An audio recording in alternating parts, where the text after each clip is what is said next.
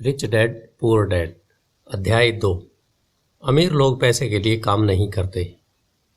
Daddy, क्या आप मुझे बता सकते हैं कि अमीर कैसे बना जाए? यह सुनते ही मेरे डैडी ने अपना शाम का अखबार नीचे रख दिया। बेटे, क्या तुम अमीर बनना चाहते हो? क्योंकि आज जिमी की मम्मी अपनी नई कैडिलैक कार में आई और वे लोग पिकनिक पर अपने समुद्र तट वाले घर पर जा रहे थे। जिमी अपने साथ अपने 3 दोस्तों को ले गया, परंतु माइक और मुझे नहीं ले गया। उसने हमसे यह कहा कि वह हमें इसलिए नहीं ले जाएगा क्योंकि हम लोग गरीब बच्चे थे। उसने ऐसा कहा? डैडी ने आत्मविश्वास से पूछा। हाँ बिल्कुल, मैंने दर्द भरी आवाज़ में कहा। डैडी ने अपना सिर हिलाया, नाक तक अपने चश्मे को चढ़ाया और फिर अखबार पढ़ने लगे। मैं उनके जवाब का इंतज़ार करता रहा। यह 1956 की बात है। तब मैं 9 साल का था। किस्मत की बात थी कि मैं उसी पब्लिक स्कूल में जाता था जिसमें अमीर लोगों के बच्चे पढ़ते थे। हम शुगर प्लांटेशन के कस्बे में रहते थे। प्लांटेशन के मैनेजर और कस्बे के बाकी लोग जैसे डॉक्टर, बिजनेसमैन और बैंकर अपने बच्चों को पहली कक्षा से 6ठी कक्षा तक इसी स्कूल में भेजते थे। 6ठी कक्षा के बाद बच्चों को प्राइवेट स्कूल में भेजा जाता था। अगर मेरा परिवार सड़क के दूसरी छोर पर रहा होता तो मुझे अलग तरह के स्कूल में भेजा जाता जहां मेरे जैसे परिवारों के बच्चे पढ़ते थे। 6ठी कक्षा के बाद इन बच्चों की तरह मैंने भी पब्लिक इंटरमीडिएट और हाई स्कूल किया होता, क्योंकि उनकी ही तरह मेरे लिए भी प्राइवेट स्कूल में जाना संभव नहीं था। मेरे डैडी ने आखिर अखबार को नीचे रख दिया। मुझे पता था वे क्या सोच रहे थे। उन्होंने धीमे से शुरू किया। अगर तुम अमीर बनना चाहते हो तो तुम्हें पैसा बनाना सीखना चाहिए। मैंने पूछा, मैं पैसे बनाना किस तरह सीख सकता हूँ? अपने दिमाग के इस्तेमाल से, उन्होंने मुस्कुराते हुए कहा। इसका असली मतलब यह था, बस मैं तुम्हें इतना ही बता सकता हूँ, या मैं इसका जवाब नहीं जानता, इसलिए मुझे तंग मत करो। अगली सुबह मैंने अपने सबसे अच्छे दोस्त माइक को अपने डैडी की बातें बताई। जहाँ तक मुझे याद है, उस स्कूल में मैं और माइक ही 2 गरीब बच्चे थे। माइक भी मेरी तरह था, क्योंकि वह भी किस्मत की वजह से इस स्कूल में था। ऐसा लगता था जैसे किसी ने कस्बे के स्कूलों की सरहदें तय कर दी थी और इसी कारण हम लोग अमीर बच्चों के स्कूलों में पढ़ रहे थे। सच कहा जाए तो हम लोग गरीब नहीं थे, परंतु ऐसा हमें लगता था, क्योंकि बाकी सभी बच्चों के पास नए बेसबॉल ग्लव्स, नई साइकिलें और हर चीज़ नई होती थी। मम्मी और डैडी हमें भी सभी ज़रूरतों की चीज़ें दिलवाते थे, जैसे खाना, घर, कपड़े, परंतु इससे ज़्यादा कुछ नहीं। मेरे डैडी कहा करते थे, अगर तुम्हें कोई चीज़ चाहिए तो उसके लिए काम करो। हमें बहुत सी चीज़ें चाहिए थी, परंतु 9 साल के बच्चे के करने के लिए ज़्यादा काम मौजूद नहीं थे। माइक ने पूछा, तो पैसा बनाने के लिए हमें क्या करना चाहिए? मैं नहीं जानता, मैंने कहा, परंतु क्या तुम इस काम में मेरे पार्टनर बनना चाहोगे? वह राजी हो गया और उस शनिवार की सुबह माइक मेरा पहला बिजनेस पार्टनर बन गया। हम दोनों पूरी सुबह यही सोचते रहे कि पैसा किस तरह कमाया जाए। कभी कभार हम उन बेफिक्र बच्चों के बारे में बातें करते जो जिमी के समुद्र तट वाले घर पर मजे कर रहे होंगे। इससे थोड़ी चोट पहुंचती थी, परंतु यह चोट अच्छी थी, क्योंकि इसने हमें यह सोचने के लिए प्रेरित किया कि पैसा कैसे कमाया जाए। आखिरकार उस दोपहर को हमारे दिमाग में बिजली कौंध गई। यह एक ऐसा विचार था जो माइक ने किसी विज्ञान की किताब में पढ़ा था। रोमांचित होकर हमने हाथ मिलाए और पार्टनरशिप के पास अब एक बिजनेस था। अगले कुछ हफ्तों तक मैं और माइक दौड़ भाग करते रहे। हर दरवाजे पर दस्तक देते थे और पड़ोसियों से कहते थे कि वे अपने इस्तेमाल किए हुए टूथपेस्ट ट्यूब हमारे लिए रख लें। हैरत से हमें देखते हुए ज़्यादातर लोगों ने मुस्कुराकर हमारी बात मान ली। कुछ ने हमसे पूछा कि टूथपेस्ट ट्यूब हमें क्यों चाहिए।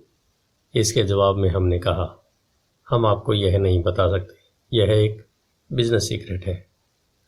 सप्ताह गुजरते गए और मेरी माँ बहुत दुखी हो गई। अपने कच्चे माल को इकट्ठा करने के लिए हमने जो जगह चुनी थी वह उनकी वॉशिंग मशीन के ठीक पास थी, एक भूरे कार्डबोर्ड के बक्से में, जिसमें कभी केचप की बोतलें रखी रहती थी।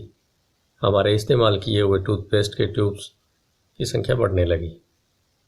आखिर एक दिन माँ के सब्र का बांध टूट गया।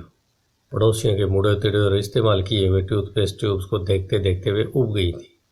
उन्होंने पूछा, तुम लोग कर क्या रहे हो? और मैं यह नहीं सुनना चाहती कि यह एक बिजनेस सिगरेट है। इस कचरे को साफ कर दो या मैं इसे बाहर उठाकर फेंक दूंगी। माइक और मैंने उनके हाथ पैर जोड़े, उन्हें यह बताया कि जल्दी हमारा कच्चा माल पर्याप्त जमा हो जाएगा और फिर हम उत्पादन शुरू कर देंगे।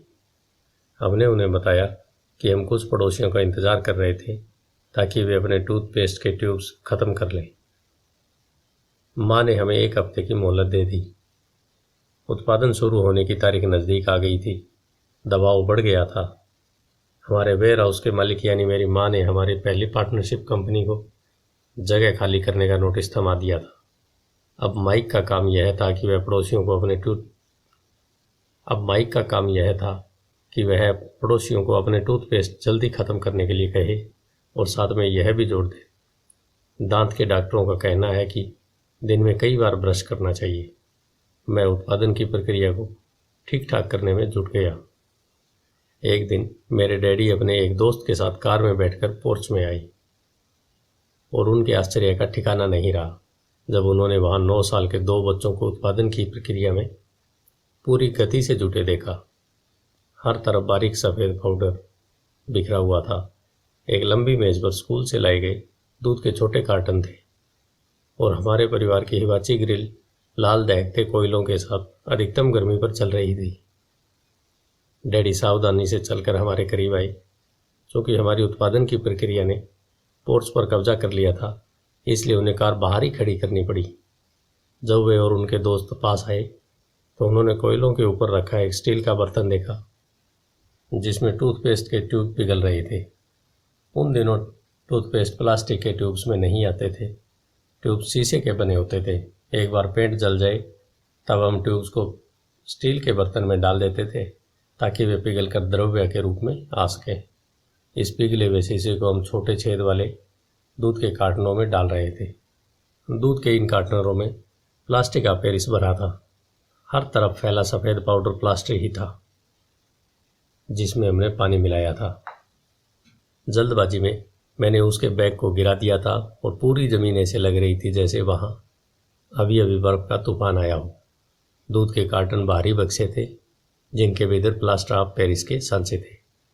मेरे डैडी और उनके दोस्त हमें देखते रहे और हम पिघले हुए शीशे के प्लास्टर ऑफ पेरिस के क्यूब के ऊपर से छोटे छेद में डालते रहे।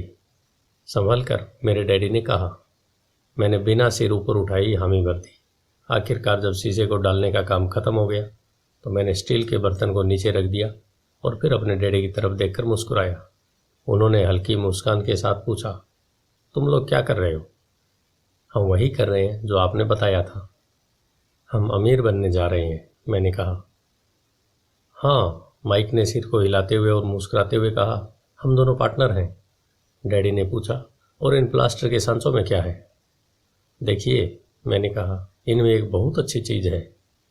छोटे हथौड़े से मैंने सील को ठोका जिससे बाहरी खोल टूट गया। सावधानी से मैंने ऊपर के आधे प्लास्टर को हटाया और जस्ते का एक सिक्का बाहर गिर गया। हे भगवान, मेरे डैडी ने कहा, तो तुम लोग जस्ते के सिक्के डाल रहे थे? बिल्कुल सही, माइक ने कहा। हम वही कर रहे थे जैसा आपने हमसे कहा था। हम पैसा बना रहे थे। मेरे डैडी के दोस्त जोर से हंसने लगे। मेरे डैडी भी मुस्कुराए और उन्होंने अपना सिर हिलाया।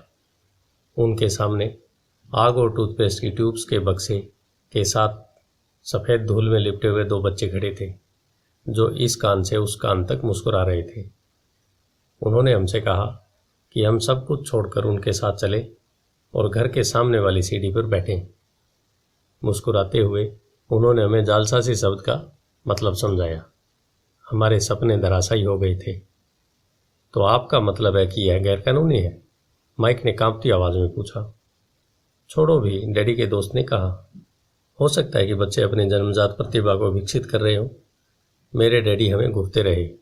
हाँ, यह गैरकानूनी है, डैडी ने नरमी से कहा, परंतु तुम लोगों ने यह साबित कर दिया कि तुम में बहुत ज़्यादा रचनात्मकता और मौलिक विचार हैं। इसी तरह आगे बढ़ते रहो मुझे तुम पर गर्व है। निराश होकर माइक और मैं तकरीबन 20 मिनट तक चुपचाप अपना सिर पकड़कर बैठे रहे।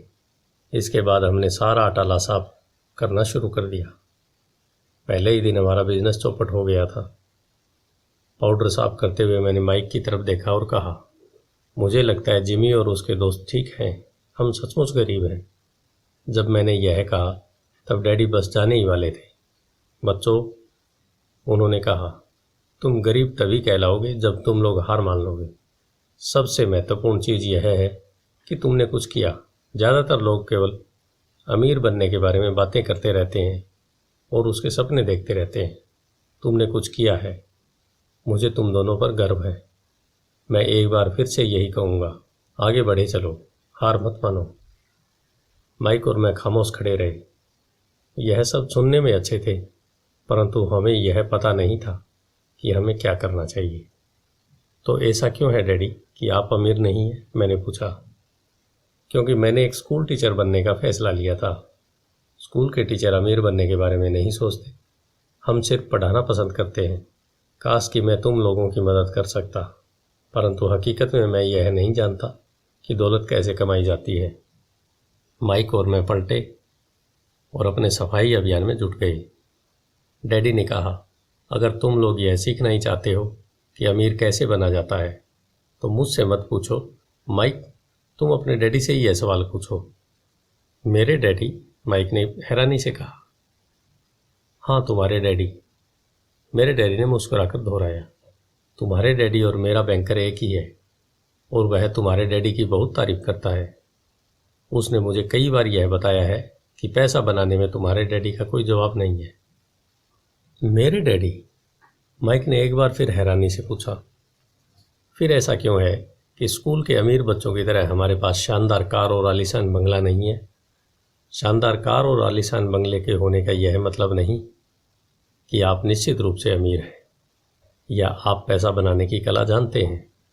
डैडी ने जवाब दिया, जिमी के डैडी शुगर प्लांटेशन में काम करते हैं। उनमें और मुझ में ज़्यादा फर्क नहीं है। वे एक कंपनी के लिए काम करते हैं और मैं सरकार के लिए। कंपनी उन्हें कार खरीद कर दे देती है। इस समय शक्कर की कंपनी आर्थिक संकट में फंसी हुई है और जिमी के डैडी के पास जल्द ही कुछ नहीं बचेगा। तुम्हारे डैडी अलग है माइक। ऐसा लगता है कि वे एक साम्राज्य बनाने जा रहे हैं और मेरा अंदाज़ा है कुछ ही सालों में बहुत अमीर बन जाएंगे। यह सुनकर माइक और मैं एक बार फिर रोमांचित हो गए। नए उत्साह से हमने अपने डूबे हुए व्यवसाय के कचरे को साफ करना शुरू कर दिया। जब हम सफाई कर रहे थे तो हमने यह भी योजना बना ली कि कब और कैसे माइक के डैडी से बात की जाए। समस्या यह थी कि माइक के डैडी बहुत ज़्यादा काम करते थे और देर रात तक घर नहीं लौटते थे। माइक के डैडी के पास कई warehouse, construction company, stores की श्रृंखला और 3 रेस्तरां थे। रेस्तराओं के कारण ही उन्हें घर लौटने में देरी हो जाती थी। सफाई खत्म करने के बाद माइक बस पकड़कर अपने घर चला गया। वह अपने डैडी से बात करने वाला था, चाहे वे कितनी देर से घर लौटें, और उनसे पूछने वाला था कि क्या वे हमें अमीर बनने की तरकीब सिखाने के लिए तैयार हैं। माइक ने मुझसे वादा किया कि जैसे ही वह अपने डैडी से बात कर लेगा वह मुझे फ़ोन करेगा, चाहे कितनी ही देर क्यों न हो जाए। फ़ोन रात को 8:30 बजे आया। ओके, अगले शनिवार, मैंने कहा और फ़ोन रख दिया। माइक के डैडी माइक और मुझसे मिलने के लिए तैयार हो गए थे।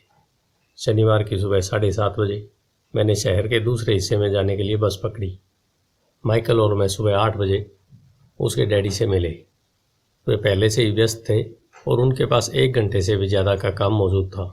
जब मैं उनके साधारण छोटे और साफ घर के सामने पहुंचा तो मैंने देखा कि उनका कंस्ट्रक्शन सुपरवाइज़र अपने पिकअप ट्रक में वहां से जा रहा था। माइक मुझे दरवाजे पर ही मिल गया। डैडी अभी फ़ोन पर है और उन्होंने कहा है कि हम लोग पीछे के पोर्च में उनका इंतज़ार करें। माइक ने दरवाज़ा खोलते हुए कहा।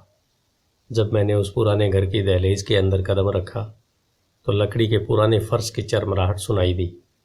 दरवाजे के भीतर सस्ती सी चटाई थी। चटाई वहाँ इसलिए रखी गई थी ताकि फर्श पर पड़े अनगिनत कदमों के निशानों को छुपाया जा सके। हालांकि वह साफ थी, पर यह स्पष्ट दिखता था कि उसे बदल लेना चाहिए। जब मैं संकरे लिविंग रूम में घुसा तो मेरा दम घुटने लगा था।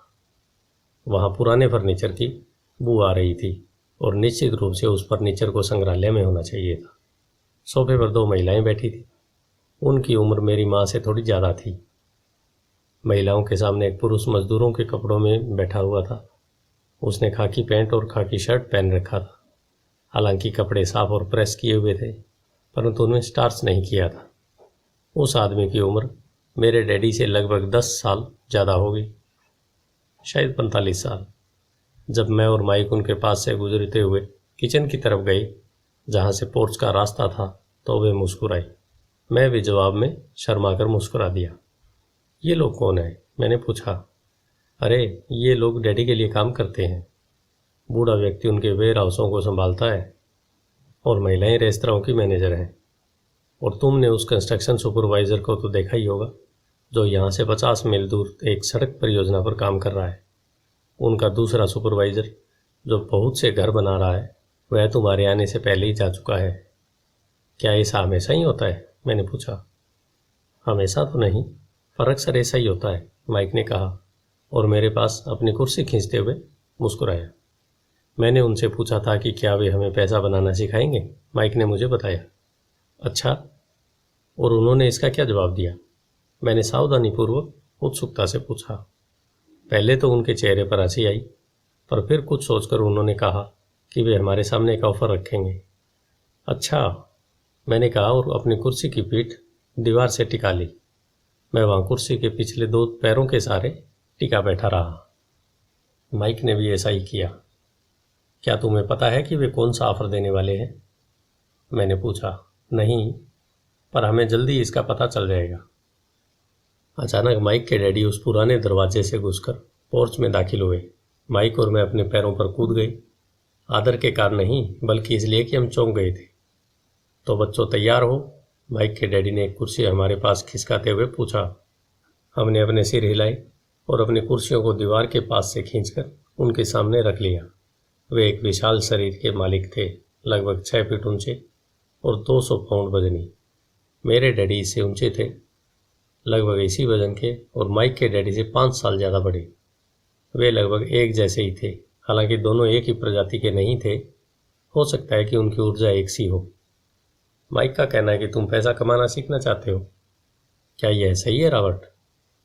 मैंने तत्काल सहमति में अपना सिर हिलाया, हालांकि मुझे थोड़ा सा डर भी लग रहा था। उनके शब्दों और मुस्कुराहट के पीछे बहुत ताकत थी। अच्छा, यह रहा मेरा ऑफर। मैं तुम्हें सिखाऊंगा, परंतु मैं ऐसा क्लासरूम की शैली में नहीं करूंगा। अगर तुम मेरे लिए काम करोगे तो इसके बदले में मैं तुम्हें सिखाऊंगा। अगर तुम मेरे लिए काम नहीं करोगे तो मैं तुम्हें नहीं सिखाऊंगा। अगर तुम काम करते हो तो मैं तुम्हें ज़्यादा तेज़ी से सिखा सकता हूँ, और अगर तुम सिर्फ बैठकर मेरी बातें सुनते हो, जैसा कि तुम लोग स्कूल में करते हो, तो इससे मेरा समय बर्बाद होगा। यह मेरा ऑफर है। इसे या तो मान लो या फिर वापस लौट जाओ। क्या मैं आपसे पहले एक सवाल कर सकता हूँ? मैंने पूछा। नहीं, इसे या तो मान लो या फिर वापस लौट जाओ। मेरे पास बर्बाद करने के लिए फालतू समय नहीं है। अभी ढेर सा काम पड़ा है। अगर तुम में तत्काल फैसला करने की क्षमता नहीं है तो तुम कभी पैसा बनाना नहीं सीख पाओगे। मौके आते हैं और चले जाते हैं, इसलिए तत्काल निर्णय लेने की क्षमता एक महत्वपूर्ण कला है। तुमने जैसा चाहा था वैसा एक मौका तुम्हारे सामने मौजूद है। अगले 10 सेकंड में या तो पढ़ाई चालू हो जाएगी या फिर यह हमेशा के लिए ख़त्म हो जाएगी। माइक के डैडी ने चिढ़ने वाली मुस्कुराहट के साथ कहा। मंजूर, हम दोनों ने कहा। बहुत बढ़िया, माइक के डैडी ने कहा। 10 मिनट में मिसेज मार्टिन आ जाएंगी। उनसे बातें करने के बाद मैं तुम्हें उनके साथ भेज दूंगा और तुम लोगों का काम शुरू हो जाएगा। मैं तुम्हें 1 घंटे के 10 सेंट दूंगा और तुम हर शनिवार 3 घंटे काम करोगे। पर आज तो मेरा सॉफ्टबॉल का मैच है, मैंने कहा। माइक के डैडी ने अपनी आवाज़ को धीमा परंतु कड़क करके कहा, या तो मान लो या फिर वापस लौट जाओ। मान लिया, मैंने जवाब दिया। सॉफ्टबॉल खेलने के बजाय काम करने और सीखने का विकल्प चुनने में ही समझदारी थी। शनिवार की खुशनुमा सुबह 9 बजे माइक और मैं मिसेज मार्टिन के साथ काम कर रहे थे। वे एक दयालु और धैर्यवान महिला थी। वे हमेशा कहा करती थी कि माइक और मुझे देखकर उन्हें अपने दोनों बच्चों की याद आ जाती है। और अब वे बड़े हो गए थे तथा दूर चले गए थे। हालांकि वे दयालु थीं, परंतु वे कड़ी मेहनत में भरोसा करती थीं और इसलिए वे हमें हमेशा काम में जुटाई रखती थी। वे बहुत कड़क मैनेजर थी। हम 3 घंटे तक डिब्बाबंद सामानों को सेल्फ पर से उतारते थे, उनकी धूल साफ करते और फिर उन्हें करीने से जमाते थे। यह बड़ी मेहनत का काम था और बोरियत का भी। माइक के डैडी को मैं अपना आमिर डैडी कहता हूँ। उनके पास इस तरह के 9 सुपरेस्ट थे जहाँ पार्किंग के लिए बहुत सी जगह थी। वे 7-Eleven कन्वीनियंस स्टोर के शुरुआती संस्करण थे। पड़ोस के जनरल स्टोर जहाँ लोग दूध, ब्रेड, बटर और सिगरेट जैसी चीज़ें खरीदते थे।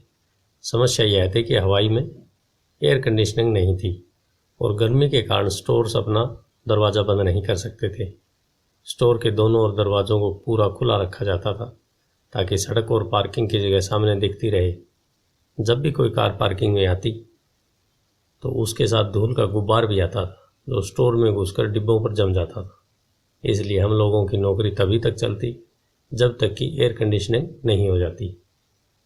3 हफ्तों तक माइक और मैं मिसेज मार्टिन के साथ जाकर 3 घंटे तक काम करते रहे। दोपहर तक हमारा काम खत्म हो जाता था और वे हम में से हर एक के हाथ में 3 छोटे सिक्के डाल देती थी। उस समय 50 के दशक में 9 साल की उम्र में भी 30 सेंट कमाने में कोई खास खुशी नहीं होती थी। तब कॉमिक्स की कीमत 10 सेंट हुआ करती थी, इसलिए मैं अपनी कमाई को कॉमिक्स पर खर्च कर देता था और घर लौट जाता था। चौथे हफ्ते के बुधवार तक मैंने काम छोड़ने का मन बना लिया था। मैं सिर्फ इसलिए काम करने के लिए तैयार हुआ था क्योंकि मैं माइक के डैडी से पैसा कमाना सीखना चाहता था। चौथे हफ्ते के बुधवार तक मैंने काम छोड़ने का मन बना लिया था। मैं सिर्फ इसलिए काम करने के लिए तैयार हुआ क्योंकि मैं माइक के डैडी के पास पैसा बनाना सीखना चाहता था। इसलिए मैं 10 सेंट प्रति घंटे की गुलामी कर रहा था। और सबसे बड़ी बात तो यह थी, उस पहले शनिवार के बाद से मैंने माइक के डैडी को देखा तक नहीं। मैं काम छोड़ रहा हूँ, मैंने लंच के समय माइक से कहा। स्कूल लंच बड़ा निराशाजनक था। स्कूल भी उबाऊ था और अब तो मेरे पास शनिवार भी नहीं थे, इसलिए मैं इंतज़ार कर सकूं। परंतु 30 सेंट के कारण मुझे बहुत धक्का लगा है। इस बार माइक मुस्कुराया। तुम किस बात पर हंस रहे हो? मैंने गुस्से और कुंठा से पूछा। डैडी ने कहा था कि ऐसा ही होगा। उन्होंने कहा था कि जब तुम काम छोड़ने का फैसला कर लो तब वे तुमसे मिलना चाहेंगे। क्या? मैंने आवेश में पूछा। क्या वे मेरे उकता जाने का इंतज़ार कर रहे थे? कुछ कुछ, माइक ने कहा। मेरे डैडी जरा अलग किस्म के थे। उनका सिखाने का तरीका तुम्हारे डैडी के पढ़ाने के तरीके से बिल्कुल अलग है। तुम्हारे मम्मी डैडी बहुत बातें करते हैं, दूसरी तरफ मेरे डैडी बहुत कम बोलते हैं। तुम सिर्फ इस शनिवार तक इंतज़ार कर लो, मैं उन्हें बता दूं कि तुमने काम छोड़ने का फैसला कर लिया है। इसका मतलब यह है कि मेरे साथ नाटक खेला गया है। नहीं, ऐसा नहीं हुआ है, पर शायद हो सकता है। डैडी शनिवार को इसे समझाएंगे। मैं उनका सामना करने के लिए तैयार था। यहाँ तक कि मेरे असली डैडी भी उनसे नाराज़ थे। मेरे असली डैडी, जिन्हें मैं गरीब डैडी कहता हूँ, यह मानते थे कि मेरे अमीर डैडी बाल श्रम कानूनों का उल्लंघन कर रहे थे और इस पूरे मामले की जांच होनी चाहिए। मेरे पढ़े लिखे गरीब डैडी ने मुझसे यह कहा कि मैं अच्छी तनख्वाह मांगूं, कम से कम 25 सेंट प्रति घंटा। मेरे गरीब डैडी ने मुझसे कहा कि अगर मेरी तनख्वाह नहीं बढ़ती तो मुझे तत्काल नौकरी छोड़ देनी चाहिए, और वैसे भी तुम्हें इस घटिया काम की ज़रूरत नहीं है, मेरे गरीब डैडी ने झल्लाकर कहा। शनिवार को सुबह 8 बजे मैं एक बार फिर माइक के घर में उसी पुराने दरवाजे के अंदर घुस रहा था। कुर्सी पर बैठो और लाइन में इंतज़ार करो, माइक के डैडी ने मेरे घुसते ही कहा। फिर वे अंदर जाकर अपने छोटे से ऑफिस में बैठ गए जो बेडरूम के पास था। मैंने कमरे के चारों तरफ देखा, परंतु मुझे माइक नहीं दिखा। अजीब सा महसूस करते हुए मैं उन्हीं दोनों महिलाओं के बगल में बैठ गया जो मुझे 4 हफ्ते पहले वहीं पर मिली थी। वे मुस्कुराई और सोफे पर थोड़ी सी खिसक गई ताकि मैं भी बैठ सकूं। 45 मिनट गुजर गए थे और मैं उबल रहा था। दोनों महिलाएं उनसे मिलकर तकरीबन 30 मिनट पहले वहाँ से जा चुकी थी। एक बूढ़ा सा आदमी वहाँ 20 मिनट तक बैठा और फिर वह भी निकलकर चला गया। घर खाली था और हवाई में खुशनुमा सुबह को मैं सीलन भरे अंधेरे लिविंग रूम में बैठा हुआ था और इस बात का इंतज़ार कर रहा था कि एक लालची और बच्चों का शोषण करने वाला आदमी मुझसे बातें करे। मैं सुन सकता था कि वे फ़ोन पर बातें कर रहे थे, ऑफिस में इधर उधर के काम कर रहे थे और मुझे नज़रअंदाज कर रहे थे। मेरी इच्छा तो हो रही थी कि मैं उस घमंडी आदमी से बिना मिले ही घर लौट जाऊं, पर किसी वजह से रुक गया। आखिर 15 मिनट बाद ठीक 9 बजे अमीर डैडी अपने ऑफिस से बाहर निकले। बिना कुछ कहे उन्होंने हाथ से मुझे इशारा किया कि मैं उनके दड़बे नुमा ऑफिस में आ जाऊं। अमीर डैडी ने ऑफिस की कुर्सी में बैठते हुए कहा, या तो तुम्हारी तनख्वाह बढ़ाई जाए या तुम काम छोड़ रहे हो, है ना?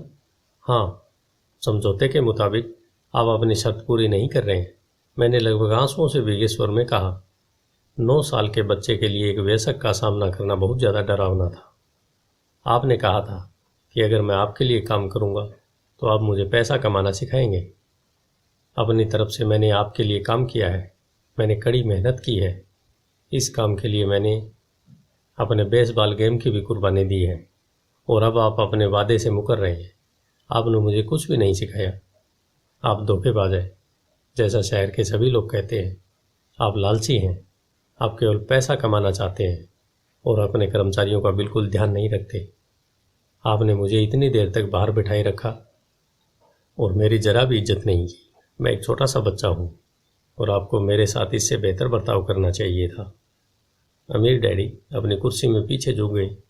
अपने हाथों को ठुड्डी तक लाकर उन्होंने मुझे घूरा। ऐसा लग रहा था जैसे वे मेरा विश्लेषण कर रहे हों। बुरा नहीं है, उन्होंने कहा। 1 महीने से भी कम समय में तुम वही भाषा बोल रहे हो जो मेरे ज़्यादातर कर्मचारी बोलते हैं। क्या? मैंने पूछा। मैं समझ नहीं पा रहा था कि वे क्या कह रहे थे और इसलिए मैंने अपना दुखड़ा रोना चालू रखा। मुझे लगता था कि आप अपने वादे पर कायम रहेंगे और मुझे कुछ सिखाएंगे।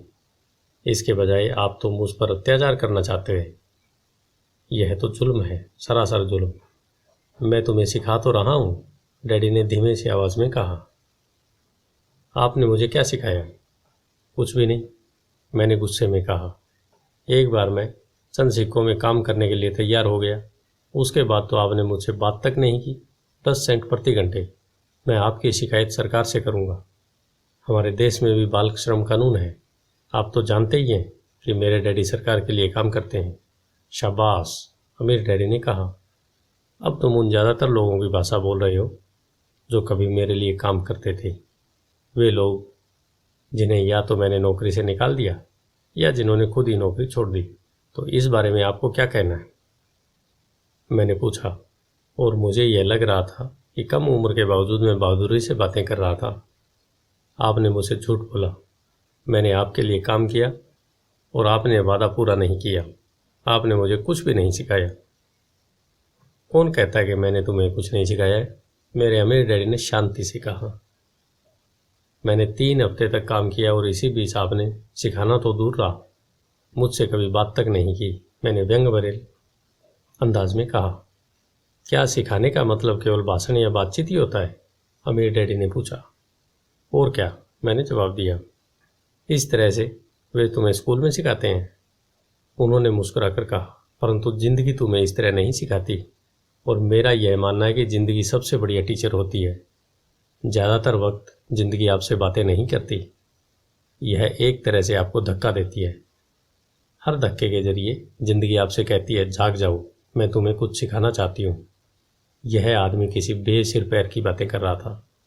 मैंने अपने आप से पूछा, ज़िंदगी अगर मुझे धक्का देती है तो इसका मतलब है कि ज़िंदगी मुझसे बातें करती है।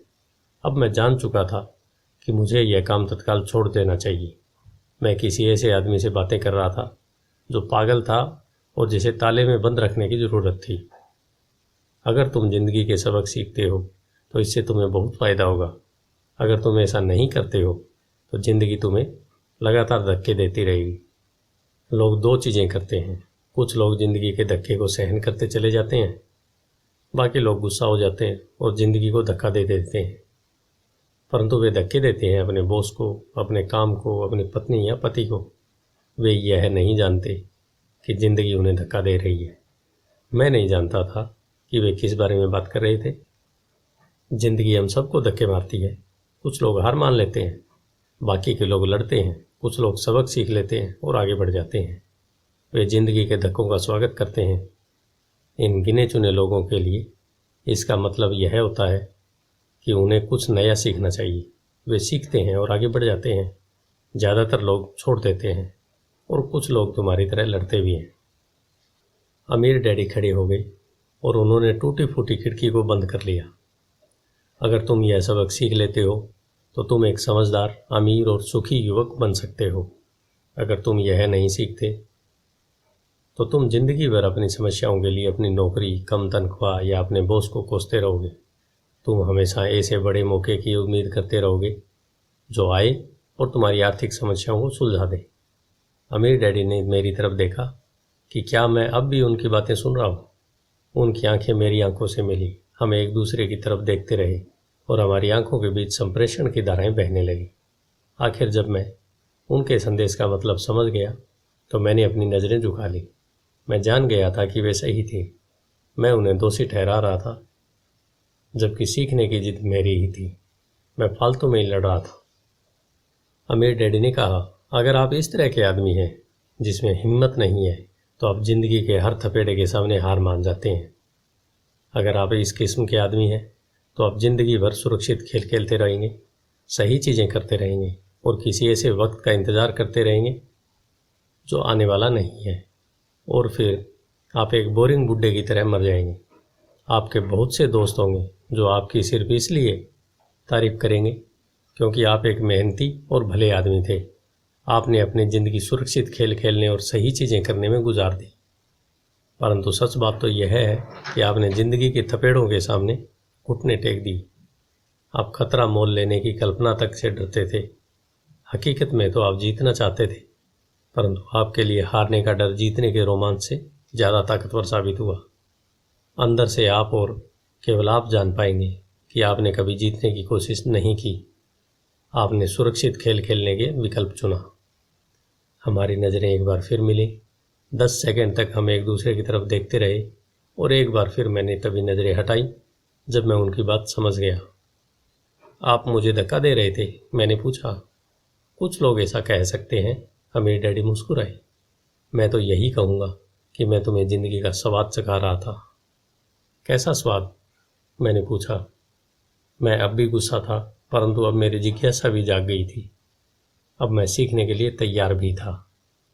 तुम दोनों ऐसे पहले लोग हो जिन्होंने मुझसे पैसा बनाने की कला सीखने का आग्रह किया।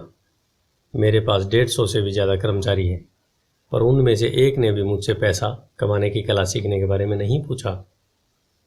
वे मुझसे नौकरी मांगते हैं, तनख्वाह मांगते हैं, परंतु पैसा बनाने की कला नहीं सीखना चाहते। तो ज़्यादातर लोग इस तरह अपनी ज़िंदगी के पैसे के लिए काम करने के लिए बर्बाद कर देते हैं और आखिर तक यह कभी समझ नहीं पाएंगे कि दरअसल वे किसके लिए काम कर रहे हैं। मैं पूरा ध्यान लगाकर उनकी बात सुनता रहा। तो जब माइक ने मुझसे कहा कि तुम पैसे कमाने की कला सीखना चाहते हो, तो मैंने एक ऐसा कोर्स तैयार किया जो असली ज़िंदगी के करीब था। मैं बोलते बोलते थक जाता, परंतु तुम कभी मेरी बात का मतलब नहीं समझ पाते। इसलिए मैंने यह फैसला किया कि तुम्हें ज़िंदगी के थपेड़ों का स्वाद चखा दिया जाए, ताकि तुम मेरी बात सुन भी सको और समझ भी सको। इसी कारण मैंने तुम्हें 1 घंटे के 10 सेंट दिए। तो 10 सेंट प्रति घंटे काम करने के बाद मैंने क्या सबक सीखा है? यही कि आप घटिया हैं और अपने कर्मचारियों का शोषण करते हैं। अमीर डैडी अपनी कुर्सी पर पीछे की तरफ झुकते हुए जोर से हंसने लगे। जब उनकी हंसी बंद हुई तो उन्होंने कहा, अच्छा होगा अगर तुम अपना सोचने का नज़रिया बदल लो। मुझे समस्या मत बनाओ, मुझे दोष देना छोड़ दो।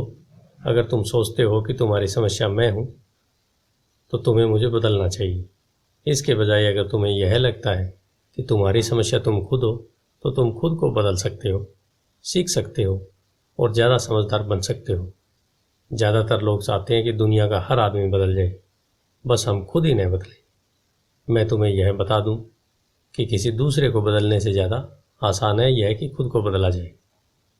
मैं आपकी बात ठीक से समझ नहीं पाया। मैंने कहा, अपनी समस्याओं के लिए मुझे दोष देना छोड़ दो। अमीर डैडी ने अधीरता से कहा, पर आपने मुझे सिर्फ 10 सेंट का ही वेतन दिया। तो तुमने क्या सीखा? अमीर डैडी ने मुस्कुरा कर पूछा। यही कि आप घटिया हैं, मैंने शरारत भरी मुस्कान के साथ कहा। अच्छा, तो तुम यह सोचते हो कि समस्या मैं हूँ? अमीर डैडी ने कहा। वो तो आप हैं ही। खैर, इसी तरीके से सोचते रहो और तुम जिंदगी भर कुछ नहीं कर पाओगे। अगर तुम्हारा नज़रिया यही है कि समस्या मैं हूँ, तो तुम्हारे पास क्या विकल्प रह जाते हैं? अगर आप मेरी तनख्वाह नहीं बढ़ाते या मुझे ज़्यादा इज्जत नहीं देते, तो मैं काम छोड़कर चला जाऊँगा। ठीक है, अमीर डैडी ने कहा, और ज़्यादातर लोग यही करते हैं। वे काम छोड़कर चले जाते हैं और दूसरी नौकरी की तलाश करते हैं, जहाँ उन्हें बेहतर मौके और ज़्यादा अच्छी तनख्वाह मिलती है। तुम्हें यह गलतफहमी होती है, नई नौकरी या ज़्यादा तनख्वाह से समस्या सुलझ सकती है। ज़्यादातर मामलों में ऐसा नहीं होता। तो समस्या किस तरह सुलझ सकती है? मैंने पूछा, 10 सेंट प्रति घंटे के हिसाब से तनख्वाह लेकर मुस्कुराते हुए। अमीर डैडी मुस्कुराए। यही बाकी लोग करते हैं। वे यह जानते हुए कि कम तनख्वाह में काम करते हैं, क्योंकि नौकरी छूट जाने पर उनका और उनके परिवार का पेट कैसे भरेगा, इसलिए मन महसूस कर वे नौकरी करते हैं और यह सोचकर तनख्वाह बढ़ने का इंतज़ार करते हैं कि ज़्यादा पैसा आने से समस्या सुलझ जाएगी। ज़्यादातर लोग ऐसा ही सोचते हैं और कड़ी मेहनत करते हुए दूसरी नौकरी भी कर लेते हैं, परंतु उसमें भी उन्हें तनख्वाह कम ही मिलती है। मैं फर्श को घूरता रहा। अब मैं अमीर डैडी के सबक को समझने लगा था। मुझे यह एहसास हो गया था कि यह जिंदगी का स्वाद है। आखिरकार मैंने ऊपर की ओर देखा और अपना सवाल दोहराया, तो फिर यह समस्या किस तरह सुलझेगी? इस सवाल के जवाब में अमीर डैडी ने मुझे वह बेशकीमती नज़रिया दिया जो उन्हें अपने कर्मचारियों और मेरे गरीब डैडी से अलग करता था, और जिसकी बदौलत वे हवाई के सबसे अमीर आदमी बनने जा रहे थे, जबकि मेरे पढ़े लिखे गरीब डैडी जिंदगी भर पैसे की तंगी से जूझने वाले थे। यह एक अद्भुत नज़रिया था जिसने मेरी ज़िंदगी का नक्शा ही बदल दिया।